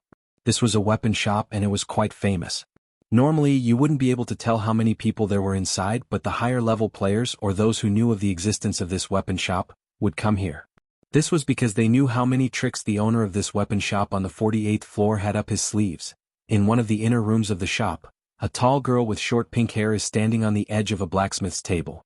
She's holding a hammer in her hand. She's hammering it up and down with a serious look on her face. There's a piece of metal on the table that's constantly changing shape under the hammering of the hammer. It's expanding outwards as if it's about to be shaped. Ding, ding, ding, ding. The crisp rhythmic hammering sounds echoed in the small room like a beautiful song. There's not much fluctuation between the syllables, but it's very rhythmic. Even if someone who knows music came here, they'd still be immersed in the monotonous yet beautiful rhythm. Not long after, the metal that was emitting a fiery glow gradually elongated under the hammering of the hammer. Then a long sharp metal strip appeared on the blacksmith table. Looking at this scene, it was not difficult to guess that this was a sword. The girl's eyes lit up when she saw the change in the piece of metal, but her expression didn't change at all. Her hands didn't change at all. She's still hammering the piece of metal with a perfect rhythm. The shape of the piece of metal is more complete and the edges are more delicate.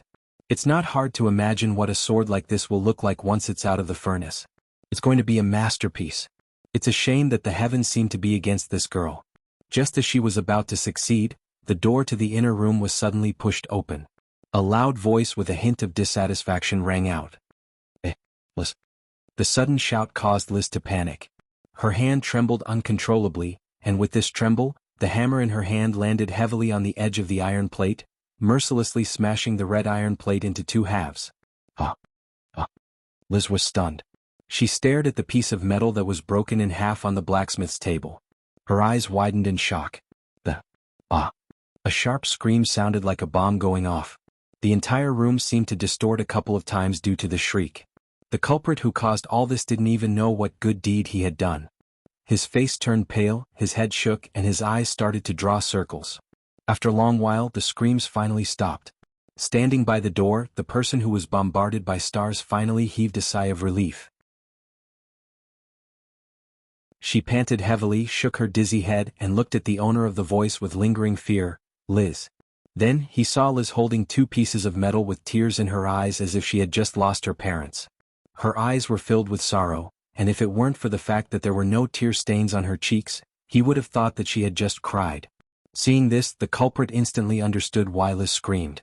He froze on the spot and couldn't get up. It was not until the two iron plates in Liz's hands shattered into pieces that both of them reacted at the same time. Liz lowered her head. The background was dark and her face was gloomy. Then she turned to the door abruptly and found the culprit. Tong. Human. Liz's demon-like roar entered Kirito's ears. Kirito couldn't help but take 2 steps back. His heart was beating so fast that it almost jumped out of his chest. Yo, Liz. Kirito forced a smile. He raised his hand stiffly to greet her. I saw no one in the shop. I called out to you for a long time but you didn't respond. That's why. Liz gnashed her teeth as she glared at Kirito. The sound of grinding teeth coming from her mouth made the fearless Kirito's heart skip a beat, making him uneasy. Liz took a few deep breaths and looked at the hammer in her hand. She wanted to cry but no tears came out. She had planned this for a very long time. She had adjusted herself to her best condition as soon as she received the medal. She had also temporarily closed the shop and even blocked the notification that someone had entered the shop. Who knew that in the end she would still fail at the last minute? Oh. Liz, shut up. Kirito immediately shut his mouth and gulped. As the saying goes, you won't die if you don't ask for it. Kirito asked for it. Well, it's not that big of a deal. The metal doesn't look that rare. The weapon won't be that good. What did you say? Liz's anger rose. She walked up to Kirito and grabbed him by the collar. Do you know how much preparation I've done for this forging? It's not that high quality. I spent a lot of money to buy that metal. The weapon will be the best in the shop. How dare you say it's not that big of a deal? Is that so? Kirito looked at Liz's angry face. Cold sweat dripped down his forehead, but he still stubbornly said, Who knows if your so-called best in the shop won't be as good as my sword? Liz choked and shifted her gaze to Kirito's back. There's a black sword with a black hilt and a black gauntlet. It's shaped like a cross and there's a black sheen on the gauntlet. Even though it's still in its scabbard, one can still tell that it's no ordinary sword. It's the Black Sword Elucidator. It's a super monster weapon that can be dropped by monsters. It's definitely one of the best one-handed swords in SAO. Liz's face darkened. Ever since she met Kirito, Kirito always let Liz handle his weapons. She's handled Elucidator many times. That's why Liz knows what kind of performance this seemingly inconspicuous black one-handed sword has. No matter how confident Liz is, she can't say for sure that the weapon she just made is better than Elucidator. After all, the metal is rare, but it's not that valuable. Still, Liz was unwilling to give up. Don't get carried away. Liz yanked Kirito's collar and shouted, I just don't have the materials. If I had the materials, your Elucidator would be nothing to me. Is that so? Kirito glanced at Liz suspiciously, which infuriated Liz. If that's the case. Kirito sighed and his expression turned serious. You can do what I asked of you, right? Umph. Liz snorted and turned her head away with disdain, but she still replied, My forging skills have improved a lot. If you don't have a problem with the performance, I can make it as soon as I have the materials. That's great. Kirito let out a sigh of relief and he grinned. To fulfill his bet with Wu Yan, he visited Liz's shop many times. Of course, Kirito's weapon got himself an excellent grinder because of this. Then where do I get the materials? There's a metal on the 55th floor that's perfect for it. 55th floor? I got it. Wait. Take me with you. Wondrous Brush Pavilion, no pop-up window, quick update, remember?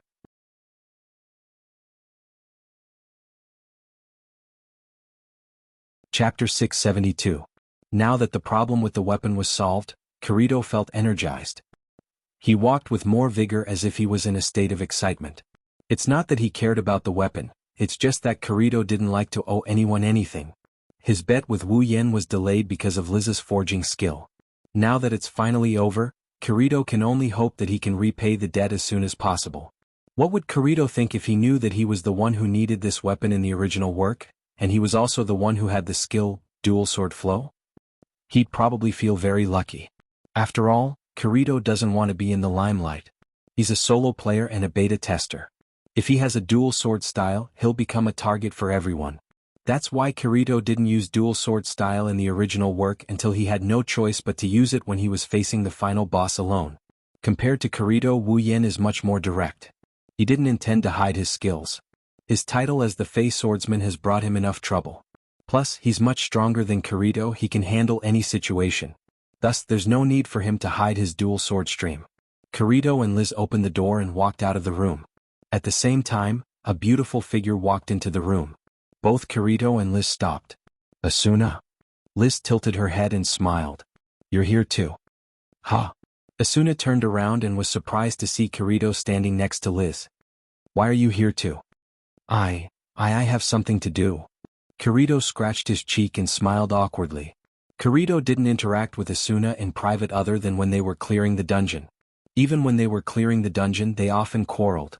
Although their relationship has improved a lot due to Asuna's sudden change, Kirito still wasn't used to it. On the other hand, Liz patted Kirito's shoulder without hesitation. This guy is now my regular customer. Oh? Is that so? Asuna narrowed her eyes and looked at the two with interest. She then looked at Kirito.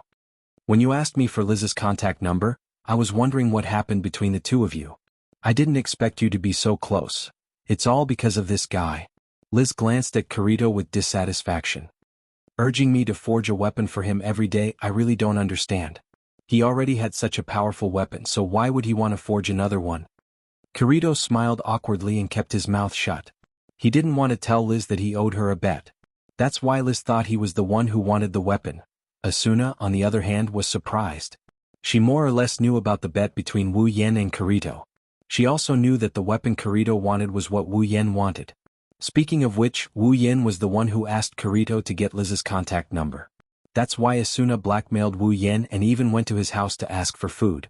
In a way, it's all thanks to Kirito, that snitch. She remembered that the weapon Liz was going to forge was what Wu Yan wanted. Asuna's interest was piqued. So, what about the weapon? We're still missing materials. Liz pouted. We need to go to the 55th floor to get the metal. 55th floor? Asuna blinked and looked at Kirito. That shouldn't be too hard for you, right? It shouldn't be hard. Kirito took a deep breath. But it might be a little difficult now. What do you mean? Liz immediately turned around and looked at Kirito with her arms akimbo. Are you saying that I'm in your way?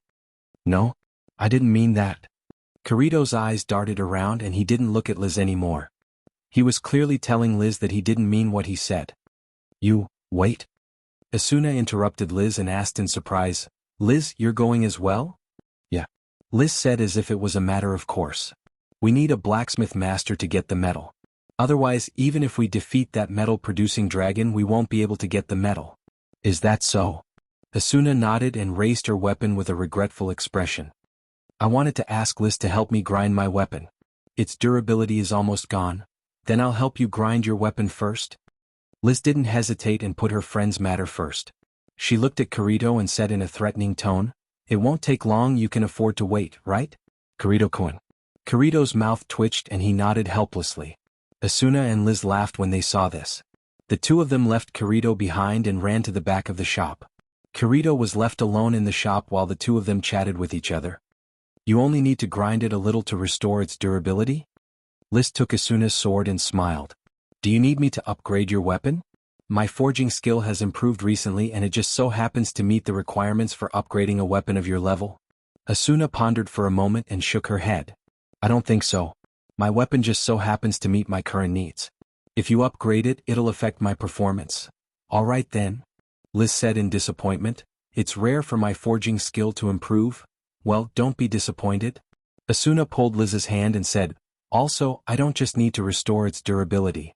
Can you help me polish it a little and make it prettier? Huh? Polish it a little and make it prettier? Liz was stunned and looked at Asuna strangely.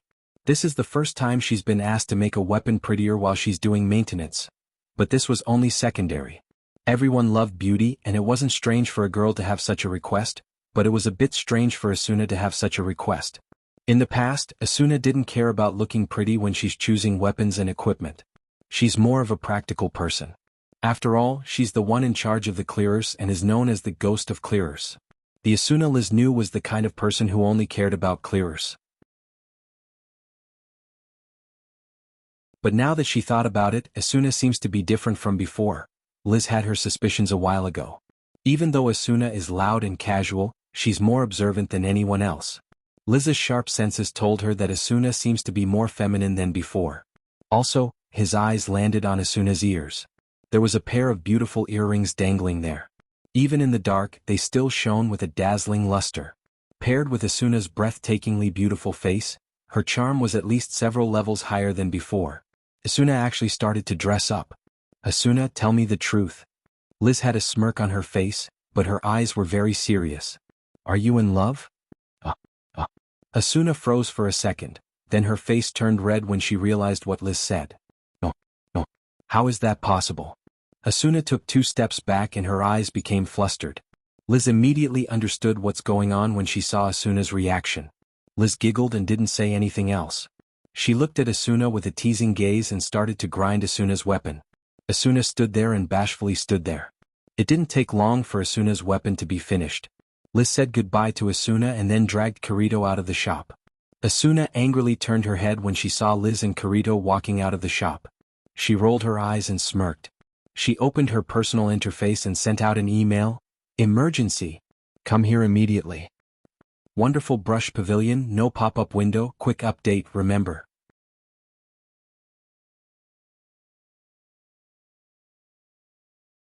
Chapter 673. So, Wu Yen watched as Kirito and Liz bickered with each other. He glanced at Asuna who was lying on top of him with an expressionless face. So your so-called emergency is asking me to be a peeping Tom with you? Asuna's face turned red and she immediately retorted, How is this peeping? It's stalking. That's just as bad. Wu Yen glared at Asuna. I really have to hand it to you. I was so scared that I didn't even have time to kill the few monsters with low HP before I hurriedly ran out of the labyrinth.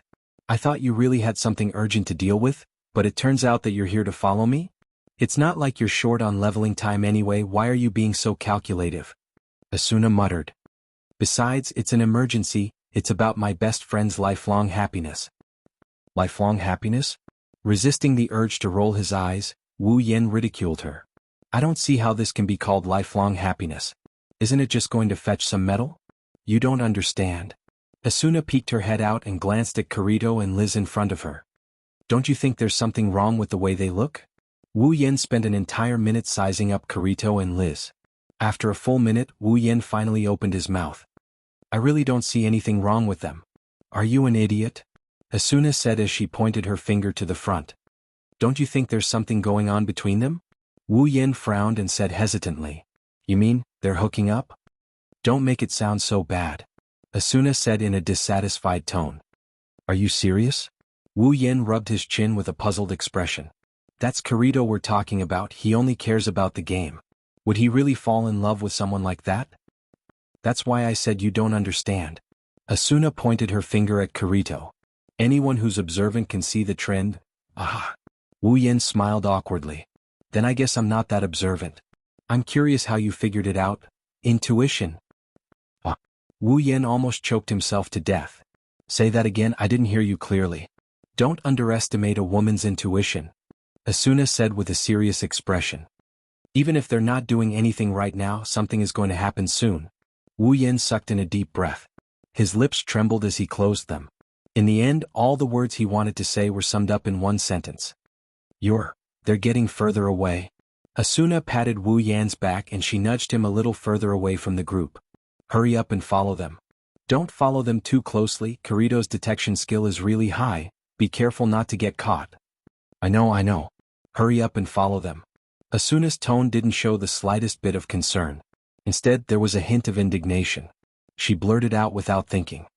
We must catch them red-handed, let's see if Liz still dares to make fun of me. Wu Yin stopped and he turned around to face Asuna with a confused look. What red-handed? What do you mean? Asuna was shocked, only then did she realize what she had just said. After panicking for a moment, he quickly pretended to be calm and changed the topic. It's nothing, hurry up and follow them. That's suspicious, okay. Hurry up. In front of them, Kirito seemed to have sensed something. He abruptly turned his head and looked behind him. His eyes suddenly became sharp, which gave Liz a fright. What are you doing, all of a sudden? Liz tightened the clothes she just took from Kirito and patted her chest. She questioned. Kirito furrowed his brows and scanned the path behind them. However, all he could see were the same snowflakes and rocky mountains. There was nothing else in sight. Hey, say something. Liz's dissatisfied face appeared in front of Kirito.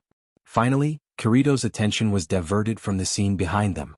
Kirito glanced at Liz, then looked around. Only when he confirmed that he had not discovered anything, did he touch his chin. No, it's nothing, it's probably just my imagination. Kirito continued leading Liz to the top of the mountain. They left a trail of footprints in the snow behind them. When the two figures had almost disappeared into the snow and wind, two other figures staggered out from a corner. I told you, don't be so hasty, we'll be found out. Wu Yen glared at Asuna with a resentful look. That guy has been a solo player for so long, he's a monster. If he's not strong enough, he would have died already. Luckily it's us. If it was someone else, they wouldn't be able to hide. But we haven't been found out yet. Asuna's expression was a little unnatural. If you look closely, you'll see a slight blush on her face. In order to not be found out, the two of them squeezed into a crack in the mountain. The crack could only fit one person at a time. Now that they were both in it, Asuna was almost squeezed into Wu Yan's body. Luckily, the situation was urgent and they didn't pay attention to anything else, or else, Asuna and Wu Yan started to feel uncomfortable. To prevent the atmosphere from getting too awkward, Wu Yan said, "This time we need to stay a little farther away. Don't rush, we won't have an excuse if we get found out." Oh. Asuna reacted and raised an eyebrow. She looked at Wu Yan. Why do I feel like you're very good at this kind of thing? Stalking and whatnot? Of course not. I'm a righteous person. Wu Yan said with a straight face. Asuna gave up trying to find a loophole in his words. At that moment, the two of them once again sneakily followed after him. They didn't know how much time had passed, but the two groups finally arrived at the top of the mountain. In front of them, the wind and snow stopped, revealing the gloomy sky. Under everyone's gaze, crystals of different shapes and sizes were erected around the mountain. They looked like trees, forming a forest of crystals. They provided light in the dim environment so they could see what was going on. At the highest point, at the very end, there was a crystal mountain that was 5 or 6 meters tall. It was like a crystal fortress, and it emitted a pressure that made it difficult to breathe, telling others that it was not ordinary. Seeing this, Kirito's expression became serious. He didn't turn around and said to Liz, "Hide behind me and don't come out." What? Liz's expression became extremely dissatisfied. She said without thinking, I'm not a newbie, at least let me help. Kirito didn't say anything, he just stared at Liz's face. His gaze was calm, but it was filled with the desire to make Liz unable to refute. It didn't take long for Liz to give in. I got it. Kirito smiled and threw a square crystal that emitted blue starlight to Liz. He then patted her head. Here's the teleportation crystal. You have to be ready at all times. If anything goes wrong, just teleport when I tell you to. Before that, just stay behind me. Liz lowered her head and felt Kirito's hand caressing her head. She could feel the warmth of his hand. She clutched the crystal tightly. Her heart was fluttering, perhaps. Asuna's intuition wasn't completely random after all. If you like this novel, you're welcome to vote for it. Your support is my biggest motivation. Mobile users, please go here.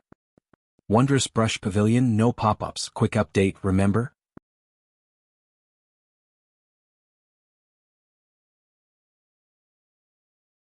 Chapter 674. In this world where there are only swords and cold weapons, the only thing that can be related to mystery is the magical crystal items. SAO's crystals have a series of magical effects. Each of them has their own uses and they are categorized according to their color. Blue crystals are teleportation crystals, pink crystals can restore HP, green crystals are detoxification crystals, and so on. Every type of crystal was a convenient tool that took immediate effect. With a single command they could produce miraculous effects. For example, the transfer crystal could allow players to instantly teleport to every town on a floor they had cleared. The recovery crystal could replenish the remaining 1 HP of a player. Its effects were much better than ordinary tools. But because of this, the price of crystal items was quite expensive. In the early stages of the game, the players hadn't developed and crystal items weren't that expensive. But now, the price of crystal items had reached a level that ordinary players couldn't afford. Last time, when Silver Flag's guild leader asked Wu Yen and Kirito to send the Titan's hand to the prison, the guild leader used all of his money to buy the corridor crystal that allows him to freely set the location of the Titan's hand to the Black Iron Palace. One can imagine how expensive crystal items are. Therefore, when it came to recovering HP, players would usually use potions that were much cheaper. Crystal items have become a life-saving item that players don't want to use unless it's absolutely necessary. But now, for Liz's safety, Kirito casually tossed out a teleportation crystal.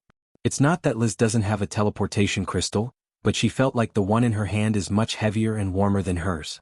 What Liz didn't know is that in Kirito's heart, his companions are much more important than the cold crystal. Even if it were someone else, Kirito wouldn't be stingy with the crystal. Although the teleportation crystal is expensive, Kirito is a top player who walks alone on the front line. With his wealth, I can afford 1 or 2 crystals. Of course, not all crystals had miraculous effects. Only crystal props had miraculous effects. As for the crystals that were scattered all over the place, they were just a common material that could be seen everywhere. Even if they look good, they can only be used to forge weapons and they're cheap. The crystals scattered all over the place dimmed a little when Kirito stepped forward. The surrounding light also dimmed a lot. An oppressive atmosphere reverberated in the air as if something is about to appear. Behind Kirito, Liz's heart skipped a beat. Roar! Suddenly, a deafening dragon's roar resounded in the dark sky, and it quickly spread in all directions. Kirito, who was about to step forward, stopped in his tracks. Liz was even more frightened. She screamed and hid behind a nearby crystal by reflex. The tall crystal mountain in front of her began to tremble. Along with it, the ground began to tremble as though there was an earthquake. Caught off guard, Liz fell on the crystal. If she didn't grab the crystal in time, she would have fallen to the ground. Kirito, on the other hand, was the only one who stood still. His eyes were fixed on the crystal mountain in front of him. He unsheathed Elucidator from its scabbard and pointed it diagonally at the ground. Asuna was also standing not too far away from them. Asuna unsheathed her rapier and her chestnut-colored eyes flashed. Asuna looked at Wu Yen, who had a nonchalant look on his face. "Let's go up there, shall we?" "Go up there." Wu Yen rolled his eyes and crossed his arms in front of his chest. "Why go up there? It's just an elite monster. With Kirito's strength, he can take care of an elite monster on the 55th floor in a matter of minutes. If you go up there, you won't be able to explain why you're here." Asuna gripped the hilt of her rapier. Her expression changed slightly. After a while, she finally calmed down. However, she didn't put away her rapier. Instead, she stared at the mountain in front of her.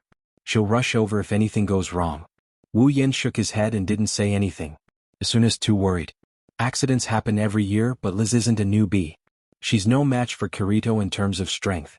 Still, she doesn't need to worry that much. Kirito is here anyway. Wu Yan finally remembered that Kirito and Liz went to the 55th floor to retrieve a medal. It also happened in the original work. Because of that, Liz developed feelings for Kirito. In other words, Liz is about to be taken down. Wu Yan didn't want to ruin Kirito's romance. The best way to deal with this is to let nature take its course. Plus, he can watch a good show. Why not? Bang! With a loud explosion, the crystal mountain shattered and turned into a mist. At the same time, a bright silver western dragon with crystal spikes on its back emerged from the mist. A pair of thin yet huge flesh wings flapped fiercely, blowing the surrounding fog apart and scattering it. The crystal dragon's full appearance was also exposed in front of everyone's eyes. Its short but powerful limbs propped itself up from the ground. With just 2 legs, the crystal dragon stood up, waving its dragon claws. Its pair of huge eyes flashed with a red light. The dragon's head swung forward, and the dragon's mouth was wide open. Roar! With a roar, the crystal dragon flapped its wings and flew into the air. A gust of wind blew at Kirito's leather coat. As it flew into the air, the crystal dragon's mouth glowed faintly, and a dense stream of air came out of its mouth. Liz was shocked and yelled at Kirito. Careful. It's dragon breath. Special attack skill, dragon breath. A fiery blast of air shot out of the crystal dragon's mouth and swept toward Kirito. The air in its path seemed to have become a little hotter. It was enough to send chills down one's spine. Kirito's expression didn't change. He raised his elucidator and the sword in his hand flashed with the light of the skill. Bang! The dragon breath was sliced in half at the waist in front of Kirito, and it scattered into a shockwave that filled the sky. Liz's expression froze. The warhammer that she had just taken out froze in her hand. She froze on the spot. Liz was at a loss for words as she gazed at the figure that seemed abnormally small compared to the crystal dragon, but seemed as if it could support the heavens. Although Liz knew that Kirito wasn't an ordinary person due to his elucidator, she had never seen Kirito in action before. She didn't know how strong Kirito was. In the past, she thought that Kirito was just an ordinary clearers, but the strength he showed just now was beyond that of ordinary clearers. So, he's this strong. Liz could only watch as Kirito fearlessly charged at the crystal dragon. The elucidator in his hand glowed with the light of skills as he violently struck the crystal dragon's body. The crystal dragon, which was still majestic just a moment ago, was hit repeatedly by Kirito's tiny figure. Its HP dropped like crazy, and one of its claws was dismembered by him. Liz breathed a sigh of relief and walked out from behind the crystal dragon with a victorious smile on her face. What are you doing? Hurry up and finish it. Seeing this, Kirito, who was fighting the crystal dragon, was shocked. Idiot. You can't come out yet. Unfortunately, it was too late. The crystal dragon immediately noticed Liz, and as Liz screamed, it sent her flying with a slap. Liz. Kirito flew toward Liz and caught her in his arms. But he couldn't do anything in the air. Below them was a bottomless hole. Then the two of them fell into the hole. Wondrous Brush Pavilion, no pop-up window, quick update, remember?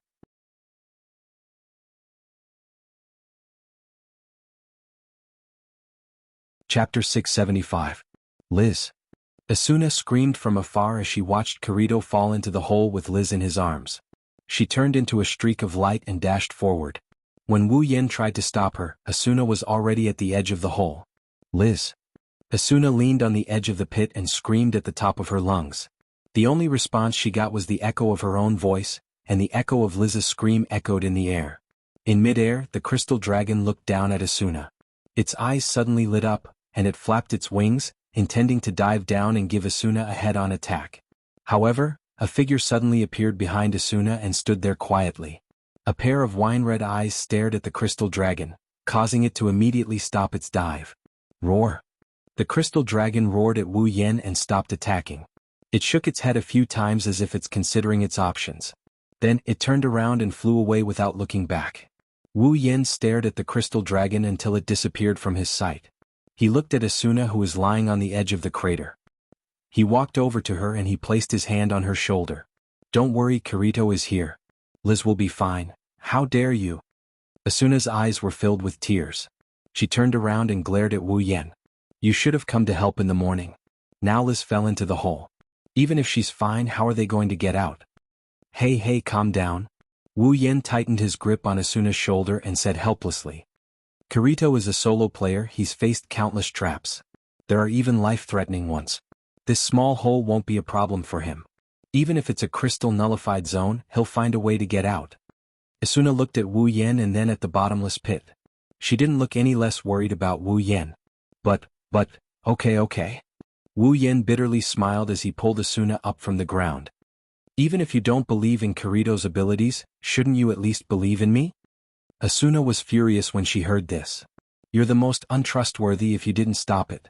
Liz wouldn't have fallen, I wonder how she's doing now. Wu Yen waved his hand. Fine, even if you don't believe me you should at least believe in SAO's display system, right? Aren't you friends with Liz? Wouldn't it be easier to check if Liz's name was still on his friend list to see if she was doing well? Asuna froze for a moment, then quickly opened her friend list. He quickly dragged it twice on the surface. She heaved a sigh of relief when she saw Liz's name. Wu Yen smiled and said to Asuna, You're too worried. It's just a trap, they can deal with it. Asuna nodded and shifted her gaze to the deep pit. Judging by the speed of the echo, this trap should be very deep. Liz would be in danger if she fell into it with her low HP. Kirito should be the one protecting her. Let's hope he can bring Liz out. We can at least be sure that it's a crystal-free zone. Wu Yen calmly said, Otherwise they wouldn't have stayed there for so long unless there's another world inside. Then what should we do? Asuna pursed her lips and said worriedly, If it's a crystal-free zone, does that mean they'll never be able to get out? Don't jump to conclusions. Wu Yen knocked on Asuna's head, causing her to yelp in pain. Let's hope for the best, let's just pray. Wu Yen wanted to tell Asuna that Kirito will come out with Liz tomorrow. But he wouldn't be able to explain himself if he told her that. He could only apologize to her in his heart. Can't we do something? Asuna said unwillingly, Maybe they're waiting for us to save them. Then what do you want? Do you want to jump in and accompany them? Wu Yen rolled his eyes and he looked around. He walked towards a direction and sat down on a crystal. Let's wait and see, maybe Kirito is thinking of a way? I don't understand how you can be so calm. Asuna stomped her foot in frustration. She hesitated for a moment before walking towards Wu Yen. Asuna adjusted her skirt and she sat down beside Wu Yen. The two leaned against the crystal as they stared at the crater in the distance. They were waiting for the two figures to show up. One has to say Wu Yan's location is pretty good. There's a crystal behind him that he can lean on. There's also some twisted crystals that cover the top of his head. Like a roof, they blocked all the snowflakes. The cold wind blew from the sides but couldn't reach inside. It's like a crystal cave. It's already quite late when they arrived here. Now that the sky is completely dark, there's no other sound other than the sound of the wind.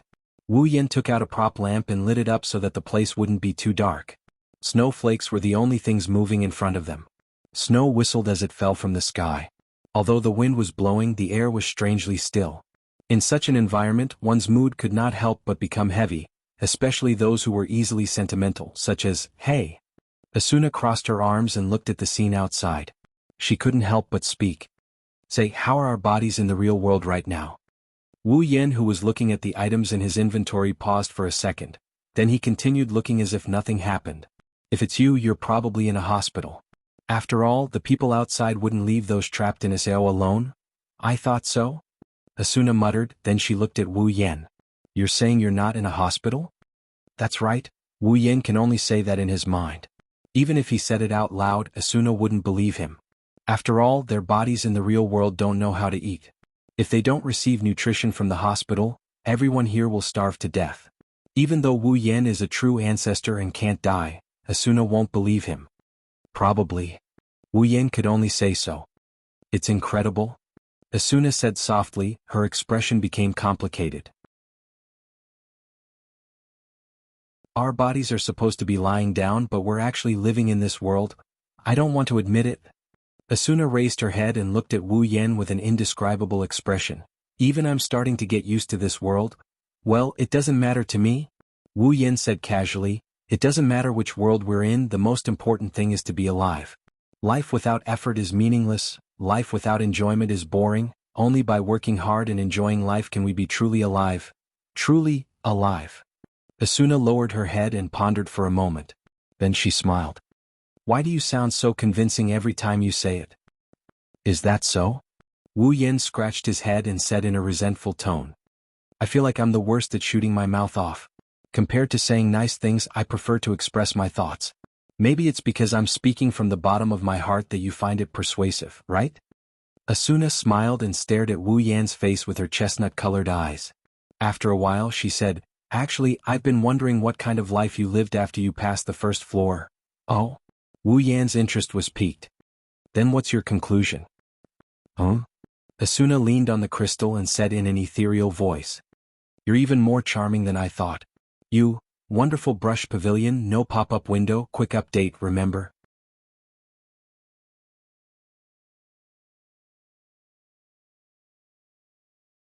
Chapter 676. Mesmerizing. Wu Yan's lips started twitching when he saw Asuna's expression. He had an awkward expression. Are you sure it's appropriate for you to say that? Being called mesmerizing by the most mesmerizing female player in SAO, and she's a woman while he's a man, it's awkward no matter how you look at it. You should feel honored. Asuna glanced at Wu Yan. I've never casually commented on a person before. Wu Yan's expression became even more awkward when he heard Asuna's words. So you're the one who casually commented on me? Well, don't mind it. Asuna patted Wu Yan's shoulder with a smile. At least your life is much more interesting than mine. Is that so? Wu Yan pouted and turned his head away. In other people's eyes, our shining Asuna is extraordinary. She's the idol of millions of players. She's beautiful and strong. Many people are envious of your life. You're hard-working and full of charm. Is that so? Asuna sighed and looked at the sky. I hope they won't be disappointed in the future. In Asuna's eyes, her life isn't exciting at all. Every day it's just strategy, strategy, strategy, and strategy. Perhaps in other people's eyes, Asuna is shining, but in Asuna's eyes, this kind of life is depressing. If possible, Asuna would rather live a peaceful life. She would cook her favorite dishes every day, take care of the house, and chat with her friends from time to time. She's the typical wife's goal. Of course, if SAO didn't turn into what it is now. Asuna also wants to play games with her friends when she's free. After all, SAO is a pretty good game world aside from the game's death law. Wu Yan yawned and he leaned against the crystal. The hard and cold feeling of the crystal made him feel very uncomfortable. He twisted his body a few times and he didn't feel too good about it. He couldn't find a comfortable position. What's the difference between this and sleeping on the floor? Wu Yan sighed helplessly. He started to look around until he accidentally saw Asuna's legs. His wine-red eyes suddenly lit up, and the corner of his mouth raised into a smile. Then, Wu Yan moved. Wu Yan turned around and laid down on the bed. While Asuna was stunned, Wu Yan rested his head on her thighs and closed his eyes. Without a doubt, it was the perfect pillow for him. You. Asuna's face turned from white to red, and then from red to even redder, and it didn't stop until her head was completely red. The color of blood had spread all the way to his neck, and steam was about to come out. What are you doing? Asuna shouted with a red face. Her eyes were filled with panic. She grabbed Wu Yan's head with both hands and tried to lift it up. Get up. Unfortunately, Asuna's strength was no match for Wu Yan's. Even with all her strength, she still couldn't lift Wu Yan's head. You should feel honored. Wu Yan grinned at Asuna. I've never slept on anyone's thighs before, Dubby. What? Asuna was furious. But she couldn't do anything about it. She had to admit that this guy is invincible when he acts shamelessly. No one can do anything to him, not even Asuna. Well, I'm just telling the truth. Wu Yan rubbed the thigh behind his head. The smoothness and comfort of the thigh made Asuna's face turn red. I've never slept on anyone's thighs before. Me pillows? Wu Yan has a lot of girls around him and almost all of them are beautiful. The number of his wives is almost in the single digits, and he has never stopped making love. But this kind of warm knee pillow has never been used on Hinajiku and the others. In other words, their relationship is developing too quickly. Sometimes Wu Yan feels that his relationship with Hinajiku and the girls developed too quickly, that's why he missed out on a lot of interesting experiences. It's not that he didn't enjoy a warm life, he never lacked warmth with the girls, it's just that there are some things that he didn't experience before, it's a pity. Asuna is indeed the first girl to let Wu Yan sleep on her thighs. Although it was completely one-sided by Wu Yan. Asuna clenched her teeth when she heard Wu Yan's words. She was so embarrassed that her cheeks were about to bleed. But she didn't push Wu Yan anymore. She glanced at Wu Yan who was sleeping on her thighs and turned her head away in shock. She was a little angry. Sleeping on a girl's thighs for the first time? It's your first time, isn't it my first time too? Following this rippling scene, the deathly stillness in the air seemed to have disappeared. The surroundings were clearly pitch black and it was still snowing outside. However, a wave of warmth rose in the hearts of the two, causing the surrounding atmosphere to have a trace of ambiguity, accompanied by a little bit of warmth. Asuna didn't say anything for a long time when she felt the solid body on her thighs. Her melancholy disappeared, and it was replaced by a faint panic. Asuna didn't dare to say anything, she didn't even dare to lower her head. She was afraid to look into those wine-red eyes that made her heart flutter. Wu Yen and Asuna didn't say anything as they waited inside the crystal. Wu Yen and Asuna didn't say anything, they just waited patiently for something to happen. After some time, Asuna's eyes started to drift away. The silence made her feel a little uncomfortable. Asuna mustered up her courage and slowly moved her eyes to the bottom of her body. But when she saw the scene in front of her, she was stunned. Wu Yen, who was lying on her knees, closed his eyes. His breathing is even and his chest is heaving up and down. His expression is calm and peaceful. It's obvious that he's asleep. Asuna stared blankly at the sleeping face in front of her, and after a long time, she burst out laughing. Come on, I was thinking so much while you fell asleep on your own. Asuna poked Wu Yan's cheeks in a displeased manner. Don't you think I'm stupid? Feeling itchy, Wu Yan furrowed his brows and he mumbled something. Asuna quickly pulled her hand back and she went back to sleep. She breathed out softly. Asuna looked at Wu Yan's face in a daze, she couldn't help but reach out her hand and touch Wu Yan's cheek. So there are people in this world who can make such an expression. Asuna murmured, her chestnut-colored eyes were fixed on Wu Yan's body. Why do you have such a comfortable expression? Asuna mocked. On the other hand, even when I'm sleeping, I'm worried that I'm going to die in the hands of some monster.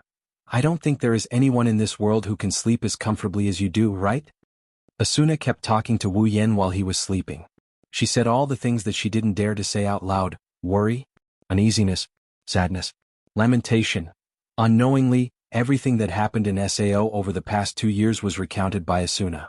Her soft voice echoed in the room, there was no one around. Asuna could only speak her mind at times like this. Memories began to surface in Asuna's mind as she spoke. She felt that the memories that she couldn't bear to look back on didn't seem as scary as they used to be when she was talking about them. What Asuna didn't know was that the moment she started talking, the man on her thighs started to breathe more heavily. Asuna didn't know how much time had passed. Maybe she was tired, she stopped talking, her eyelids fluttered a few times, and finally she couldn't hold back her sleepiness and fell asleep. Almost at the same time, Wu Yan opened his eyes, he gently sat up and let Asuna lean on his chest. He took out a coat and put it on both of them.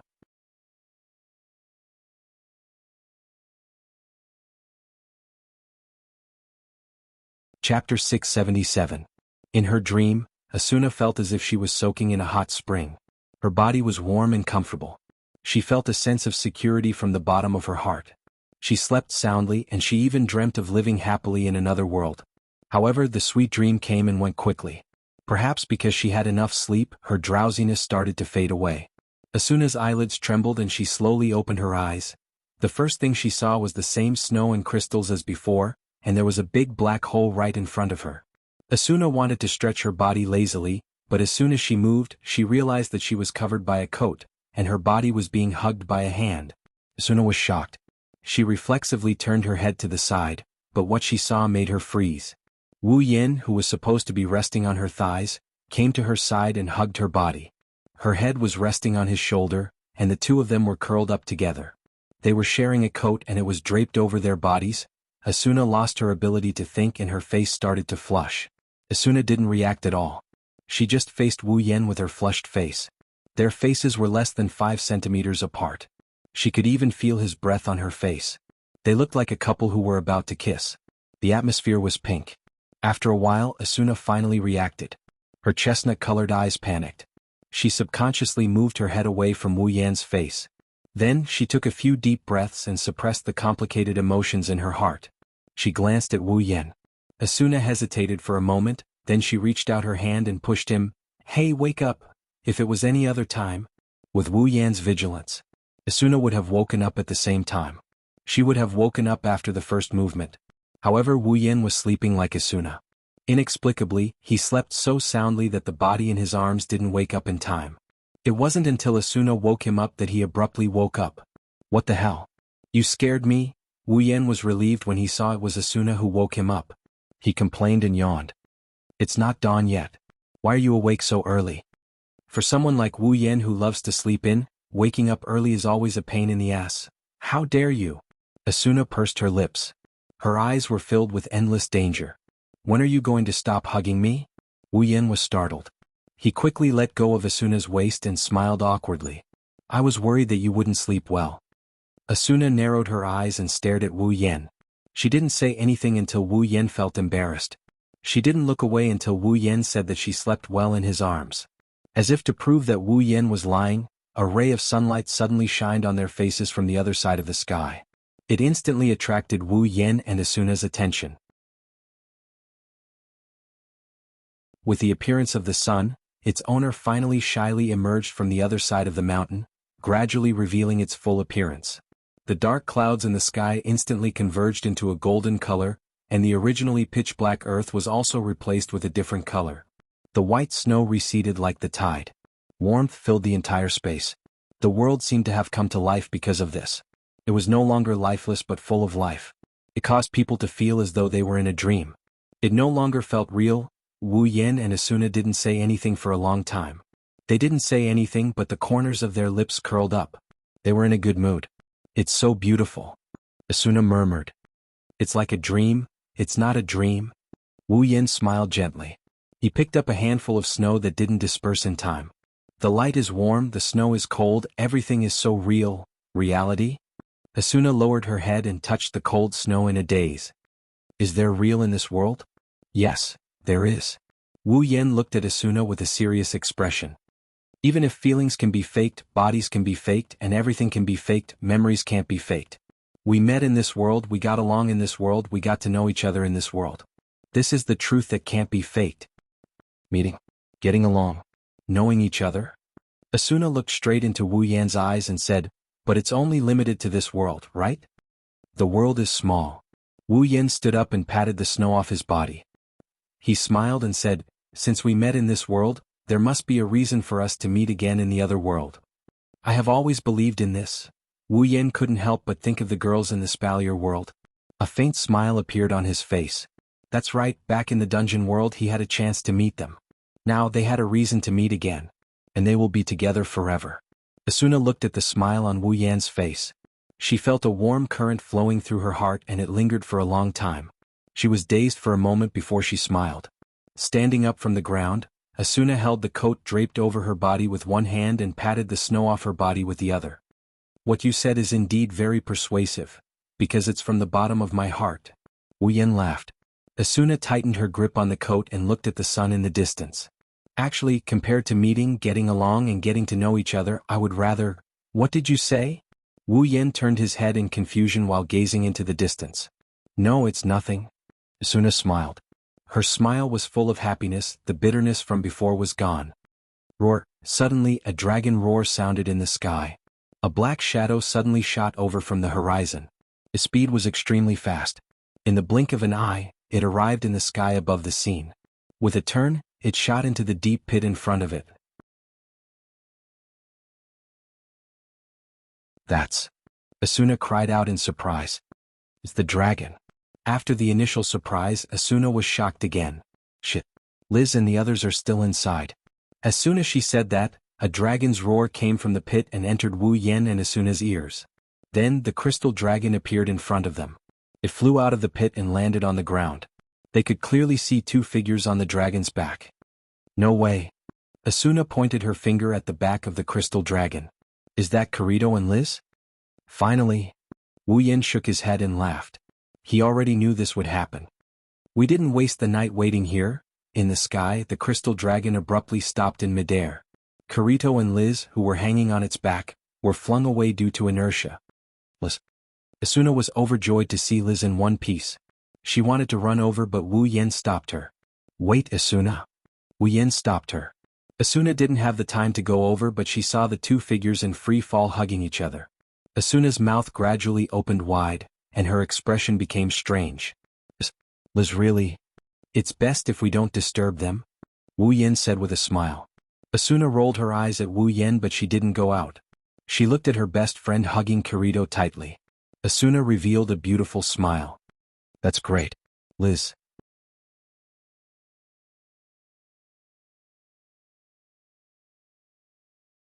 Chapter 678. Aincrad's 48th floor, Linda C., Lisbeth's weapon shop. Kirito and Liz looked at Wu Yen and Asuna, who were smiling warmly in front of them. When did you guys get here? Kirito tilted his head and asked in confusion. Just now. The two answered in unison without any hesitation. Just now. Kirito sweated. Then can I ask what's with that weird expression on your face? Nothing. There's nothing. The two of them said in unison again. Kirito's mouth twitched, even Liz couldn't keep her cool. It's too weird, why are these two behaving so strangely? Wu Yen and Asuna looked at each other and they couldn't help but laugh. Kirito and Liz didn't understand why they are laughing. But the weird atmosphere dissipated when the two laughed. His gaze landed on the sword in Kirito's hand. Wu Yan's eyes flashed with a glint. It's a green-white one-handed sword. It's a beautiful one-handed sword. The blade is very thin, it's not as thin as Asuna's rapier, but it's as light as a piece of paper. The blade is shimmering with white light, and the hilt is green with a hint of silver. The overall design of the sword is gorgeous, and from the perspective of a sword, it's a bit extravagant. The guard is the same as the Heaven Gazer, but it's more beautiful. If the guard of the Heaven Gazer is a long strip, then the guard of the sword is a pair of wings. The guard of the sword is a pair of wings. Aside from its practicality, it's more than a dozen times better than the Heaven Gazer on the surface. The White Sword Dark Chaser. The one-handed sword Liz made herself, it's comparable to the Elucidator. Even if it's comparable to the Heaven Gazer, it's comparable to the Heaven Gazer. It's comparable to the Heaven Gazer. At this stage, it's definitely a godly weapon. Wu Yen smiled and looked at Kirito. Looks like I have another weapon to look for. Hearing this, Kirito shook his head and smiled bitterly while Liz was stunned. Another weapon? Was there a solution? Liz looked at Wu Yen and Kirito, who was smiling bitterly. She suddenly realized something and turned to Wu Yen. Could it be that you want this weapon? Liz had been wondering why Kirito, who already had the Elucidator, would want a weapon that was on par with the Elucidator. If he wanted to change his weapon, he should have chosen a higher grade weapon, right? Currently, even though there were weapons of a higher grade, the players couldn't afford to equip them with their current levels. In other words, even if they had a weapon of a higher grade than the Elucidator, they couldn't equip it. Liz couldn't understand why Kirito wanted another weapon. She thought Kirito needed her Elucidator for a quest, but now it seems like the Dark Chaser was just a gift for someone else.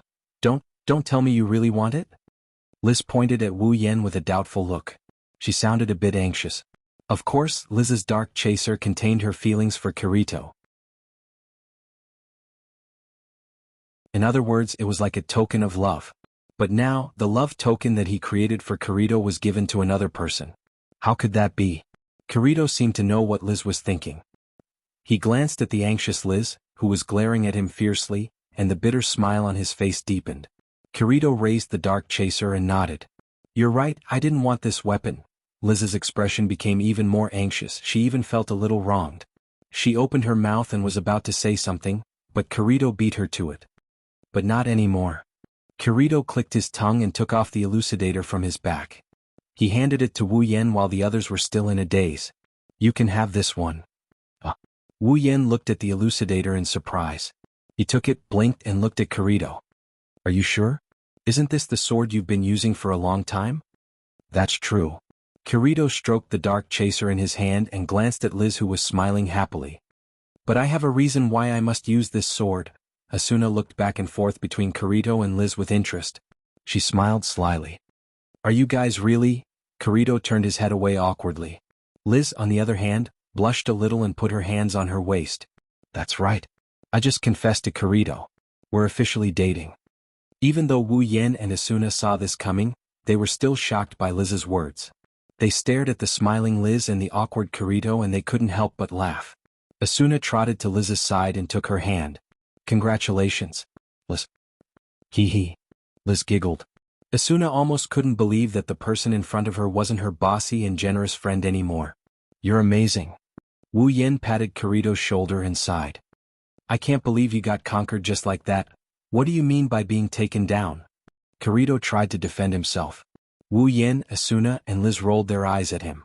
Since Kirito and Liz are a couple, it's obvious that Liz is the one who's on top. This is unbelievable.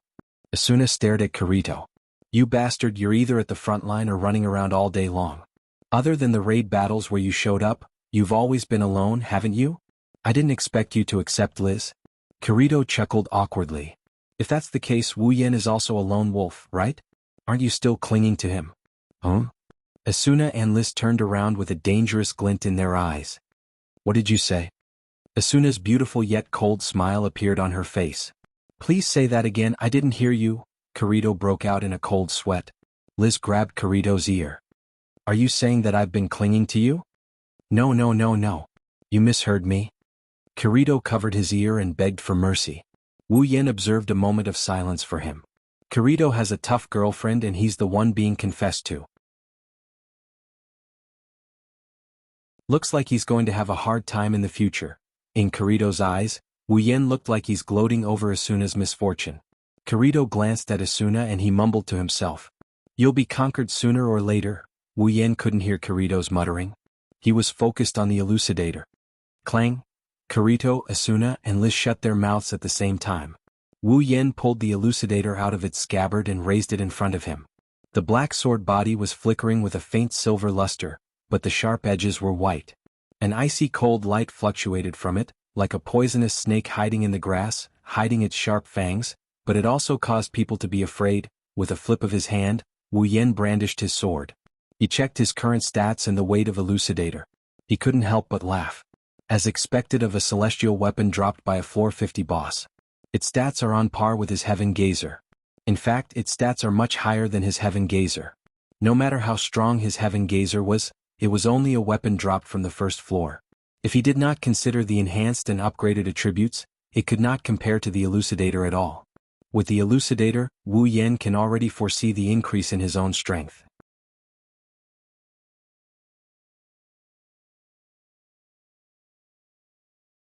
Chapter 679.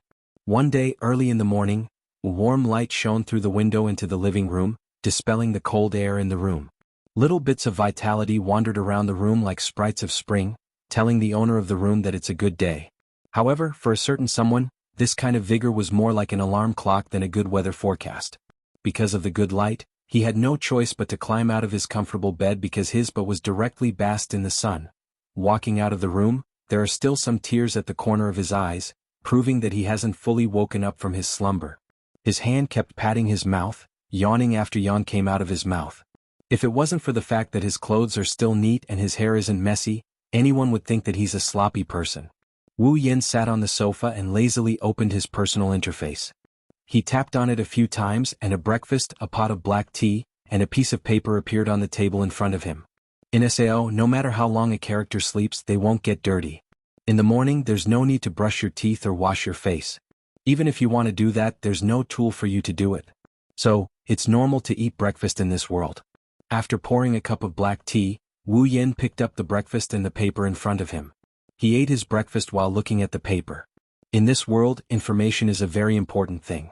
Without information, there's a lot of information that can't be obtained. Let's not talk about whether or not they can keep up with the development of the game. The fact that some low-level players don't know the current progress of the game is enough to make them panic. With information, the players won't be in a mess. That's why information merchants came into being. They're doing much better than some crafting class players.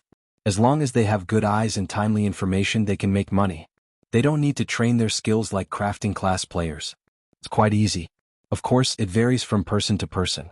Every household had a copy of this paper every day. It was similar to the newspapers in the real world.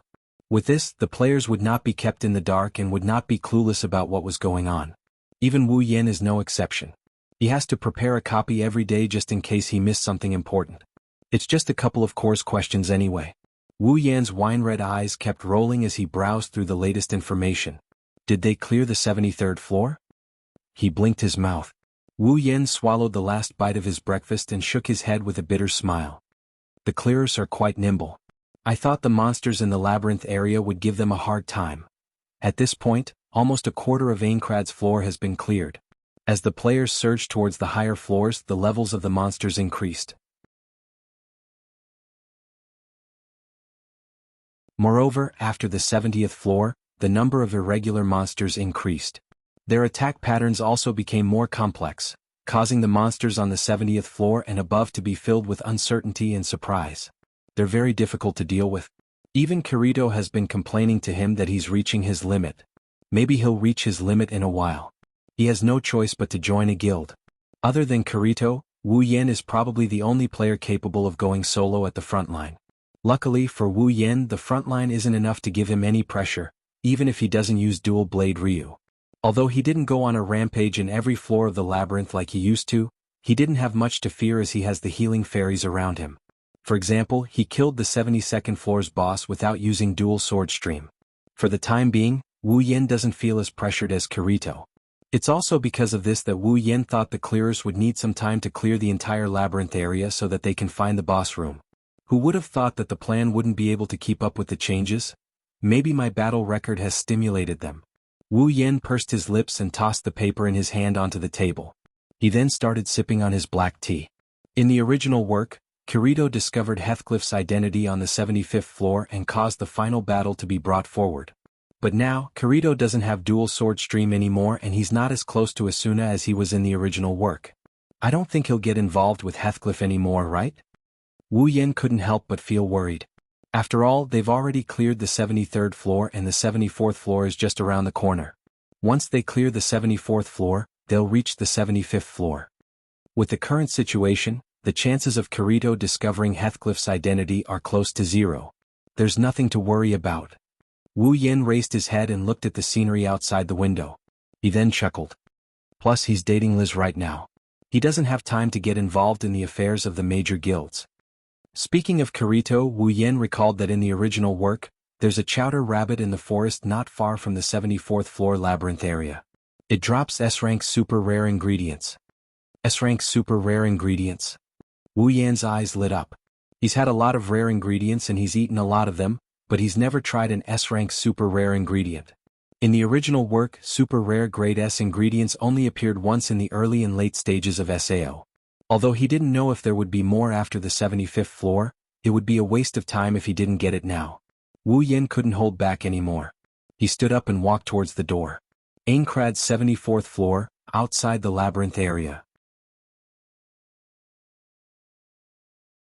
Wu Yen walked into a forest outside the labyrinth area with his Heaven Gazer sword on his back and his black robe fluttering in the wind. He kept looking around trying to find something. The original work didn't mention the exact location of the S-rank super rare ingredient, but Wu Yen vaguely remembered that Kirito found it in a forest after he came back from the labyrinth area. Although that chowder rabbit might very well be something that spawned later on and hasn't appeared yet, but for the sake of an S-class rare ingredient, he doesn't mind spending some time to gamble on his luck. It's not like he's in a hurry. Wu Yen walked through the silent forest. Other than the sounds of birds and insects, there's only the rustling sound of his footsteps. Wu Yen can hear anything within 100 meters of him. This is undoubtedly an advantage. He walked round after round, he strolled around again and again, he even went back to the same places he had walked before 2 or 3 times, but he still couldn't find the chowder rabbit. Even if he was mentally prepared, he still felt a bit disheartened. As time passed, Wu Yen started to get impatient. Maybe I should follow Kirito the next time he comes out. Just as this thought flashed through his mind, a strange sound rang out, causing him to stop in his tracks. Am I that lucky? Wu Yen slowly turned his head to look at the source of the noise. A pair of shaking rabbit ears entered Wu Yan's sight. Wu Yen grinned, he grinned happily and he grinned proudly. His leg that was frozen in midair turned around and stomped down with all his might. The figure flashed forward, bringing with it the sound of a strong wind that reverberated clearly in the air. The owner of the rabbit ears was immediately frightened. The figure jumped out from behind the bushes and into the air. As it jumped, a large hand blocked its path, as if it had already predicted its trajectory, and directly grabbed the rabbit that had delivered itself to its doorstep. Ha ha ha ha.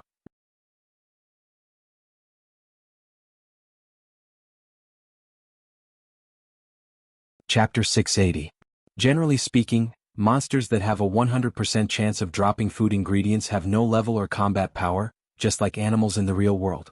They are very rare and only have some special escape methods. If players want to get rare food ingredients from them, they will need a lot of luck.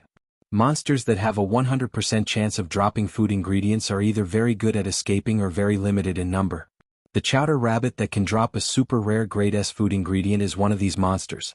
Compared to monsters with levels and combat power, the chowder rabbit is more like an animal. However, due to its rarity and the level of its food ingredients, players who want to get their hands on it are no less than those who want to get their hands on a piece of rare equipment.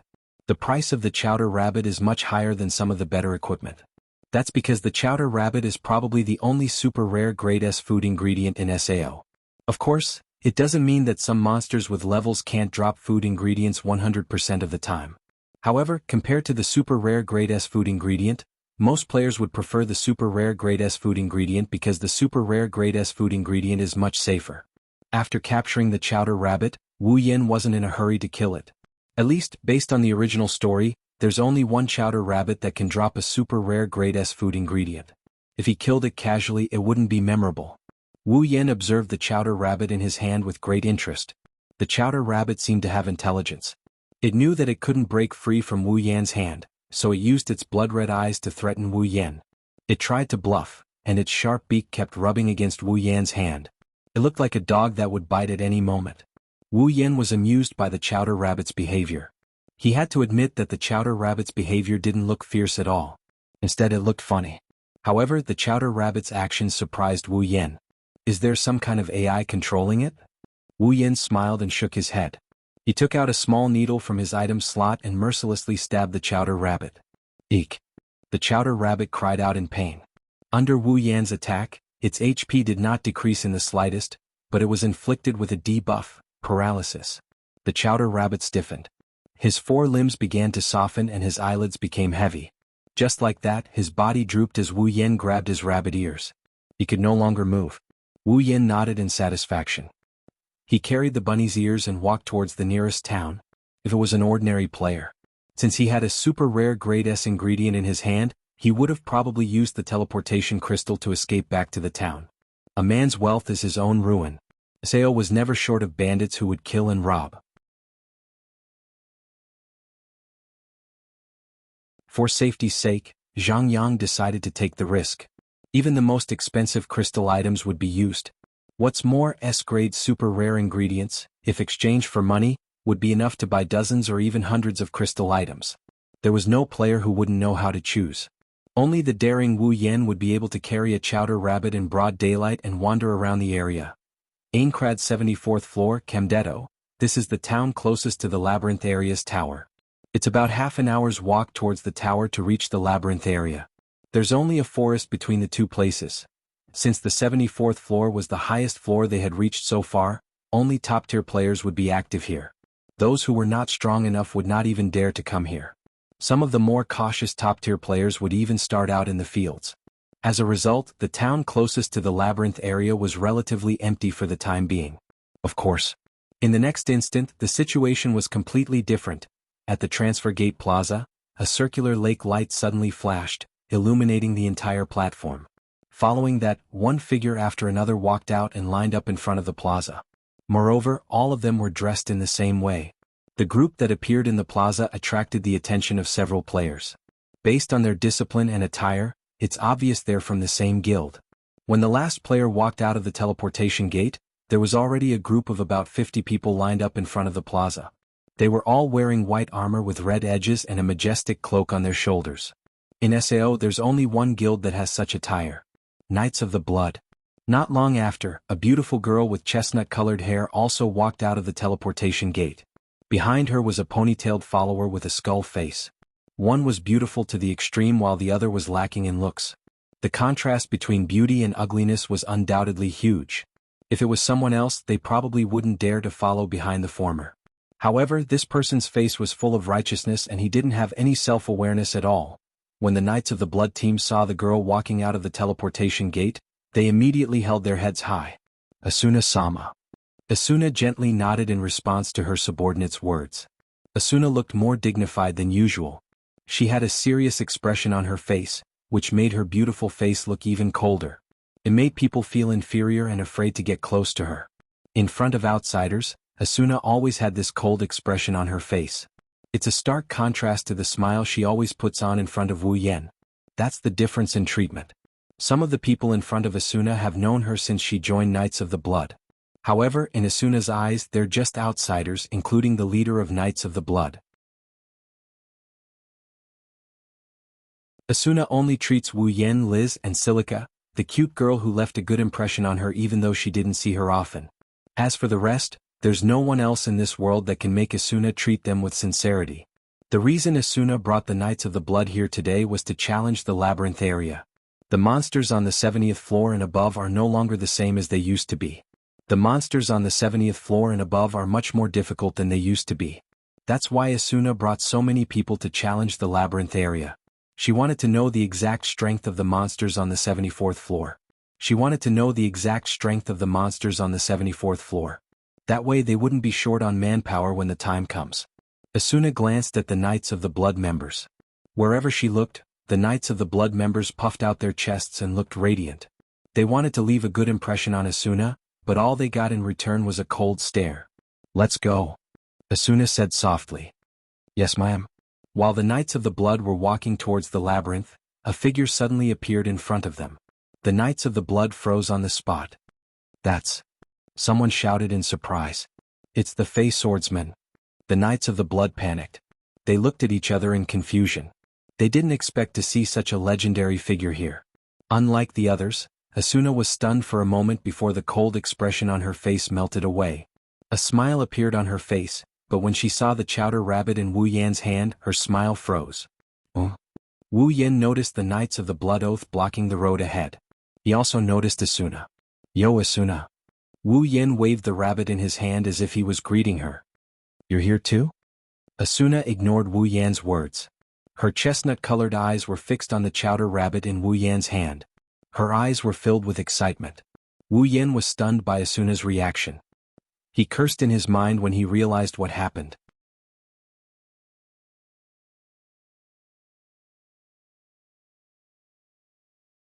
Chapter 681. Asuna has been visiting him for a long time, so how could Wu Yan not know what's going on with Asuna's expression? Asuna might look majestic and beautiful on the outside, but Wu Yan is 100% sure that her hidden attribute is that she's a glutton. Now, Asuna must have recognized the chowder rabbit in his hand. As an S-grade super rare ingredient, how could Asuna, who was a hidden foodie, not be tempted? Wu Yan quickly hid the chowder rabbit behind his back and looked at Asuna vigilantly. When the chowder rabbit disappeared from her sight, Asuna finally came back to her senses. That, don't tell me." Asuna's eyes trembled, her face was filled with excitement. She said in disbelief, "Chowder rabbit? S-grade ingredient?" When the words S-grade ingredient entered the ears of everyone present, it caused the whispers that had been faintly echoing to abruptly quieten down. Wu Yan narrowed his eyes and looked at the excited Asuna. He knew he couldn't hide it any longer. He sighed and took out the chowder rabbit. "As expected of you, you recognized it at first glance. Really?" Asuna stared at the chowder rabbit and said with a hint of envy, "You actually got an S-grade ingredient. It's just luck?" Wu Yan said humbly. Others might not be able to see the pride on his face, but Asuna, who has been with Wu Yan for a long time, could see it.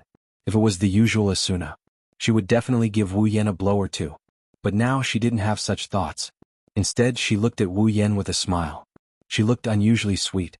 Wu Yan's mouth twitched, Asuna continued to smile. Wu Yan's mouth twitched, Asuna's smile disappeared.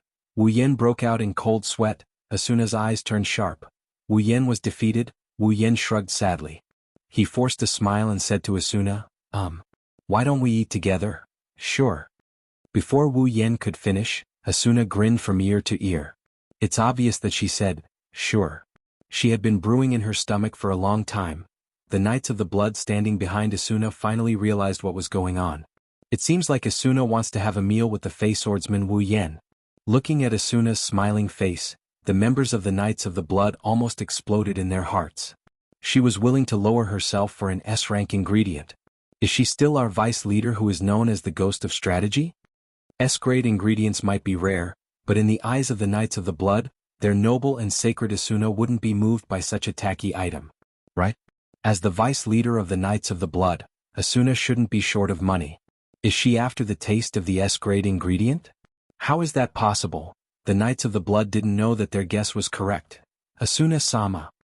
At this moment, a discordant voice came from behind Asuna. The smile on Asuna's face disappeared when she heard the voice.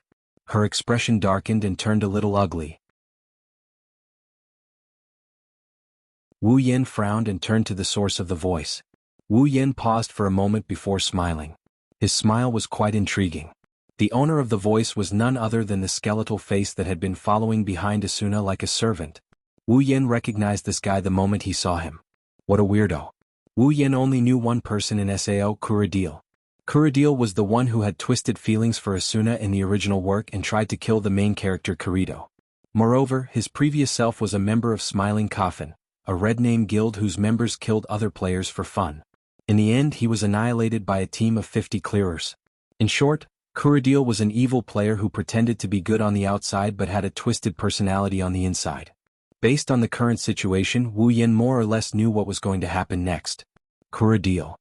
Asuna's face was tense as she turned to look at Kuradil. Asuna's expression showed that she didn't have a good impression of Kuradil. What's the matter? Asuna-sama? Kuradil glanced at Wu Yin, who had an intriguing smile on his face. Kuradil's heart skipped a beat, but he still stepped forward and said to Asuna, "It's about time to depart." Asuna remembered that she still has to lead the team into the labyrinth. Wu Yin blinked and looked at Asuna. "Don't tell me you have a guild event?" "Yes." Asuna nodded helplessly. Wu Yin smiled happily. "That's a shame," Wu Yin said with a grin. There wasn't a hint of regret in his tone. Instead, he was overjoyed. "Era?" Asuna chuckled a few times and tilted her head. "Just because I don't have time now doesn't mean I don't have time tonight." "Hey Yankuan." Asuna leaned closer to Wu Yin with a smile. "You'll save some delicious food for a rare guest, right?" "A rare guest? You're a foodie who comes to me for food every other day. You're a rare guest?" Wu Yin resisted the urge to go hysterical. His face reddened as he turned his head away and said in a flustered and exasperated manner, "I'll save some for you. Don't worry, Asuna-sama." "Thank you very much." Asuna smiled slyly and patted Wu Yan's shoulder. "I'm looking forward to your hospitality tonight." Asuna waved at Wu Yin and walked towards the labyrinth area. The Knights of the Blood quickly followed her. Wu Yin shook his head and didn't know whether to laugh or cry. Suddenly, he felt a cold gaze sweep across his body. His pupils turned and the smile on his face turned into a sneer. Wu Yin turned his head and looked at Kuradil. Kuradil looked away and ran behind Asuna. Grinning, Wu Yin stretched his back and started mumbling, "I hope you don't mess with me. I'm not as nice as Kirito and Asuna." On the other side, Kuradil moved closer to Asuna. "Asuna-sama, how can you just go to someone's house? It's dangerous." Kuradil may not be a pushover, but he's not an idiot either. He knows that he has no chance of winning against a legendary character like Wu Yin. That's why he suppressed his displeasure when he saw Wu Yin and Asuna getting into a heated fight. But now that he's gone, he's starting to make things difficult for Wu Yin. Sometimes being too famous isn't a good thing. Asuna had some unpleasant incidents in the past. That's why the Knights of the Blood assigned Asuna a bodyguard. Kuradil was Asuna's bodyguard. Usually, Kuradil would use his authority to meddle in Asuna's private affairs. Obviously, he was doing the same now.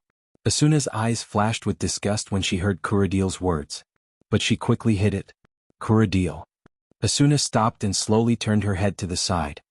"He's a legendary character who defeated our leader fair and square. Do you think he'd do something so despicable?" "Asuna-sama."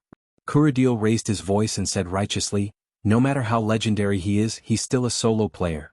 These solo players are very selfish. They only care about themselves because they have some skill. They're not worthy of your friendship." Asuna's eyes narrowed. Her expression turned cold. How dare he speak ill of her? Asuna looked at Kuradil coldly. She didn't say anything and walked away.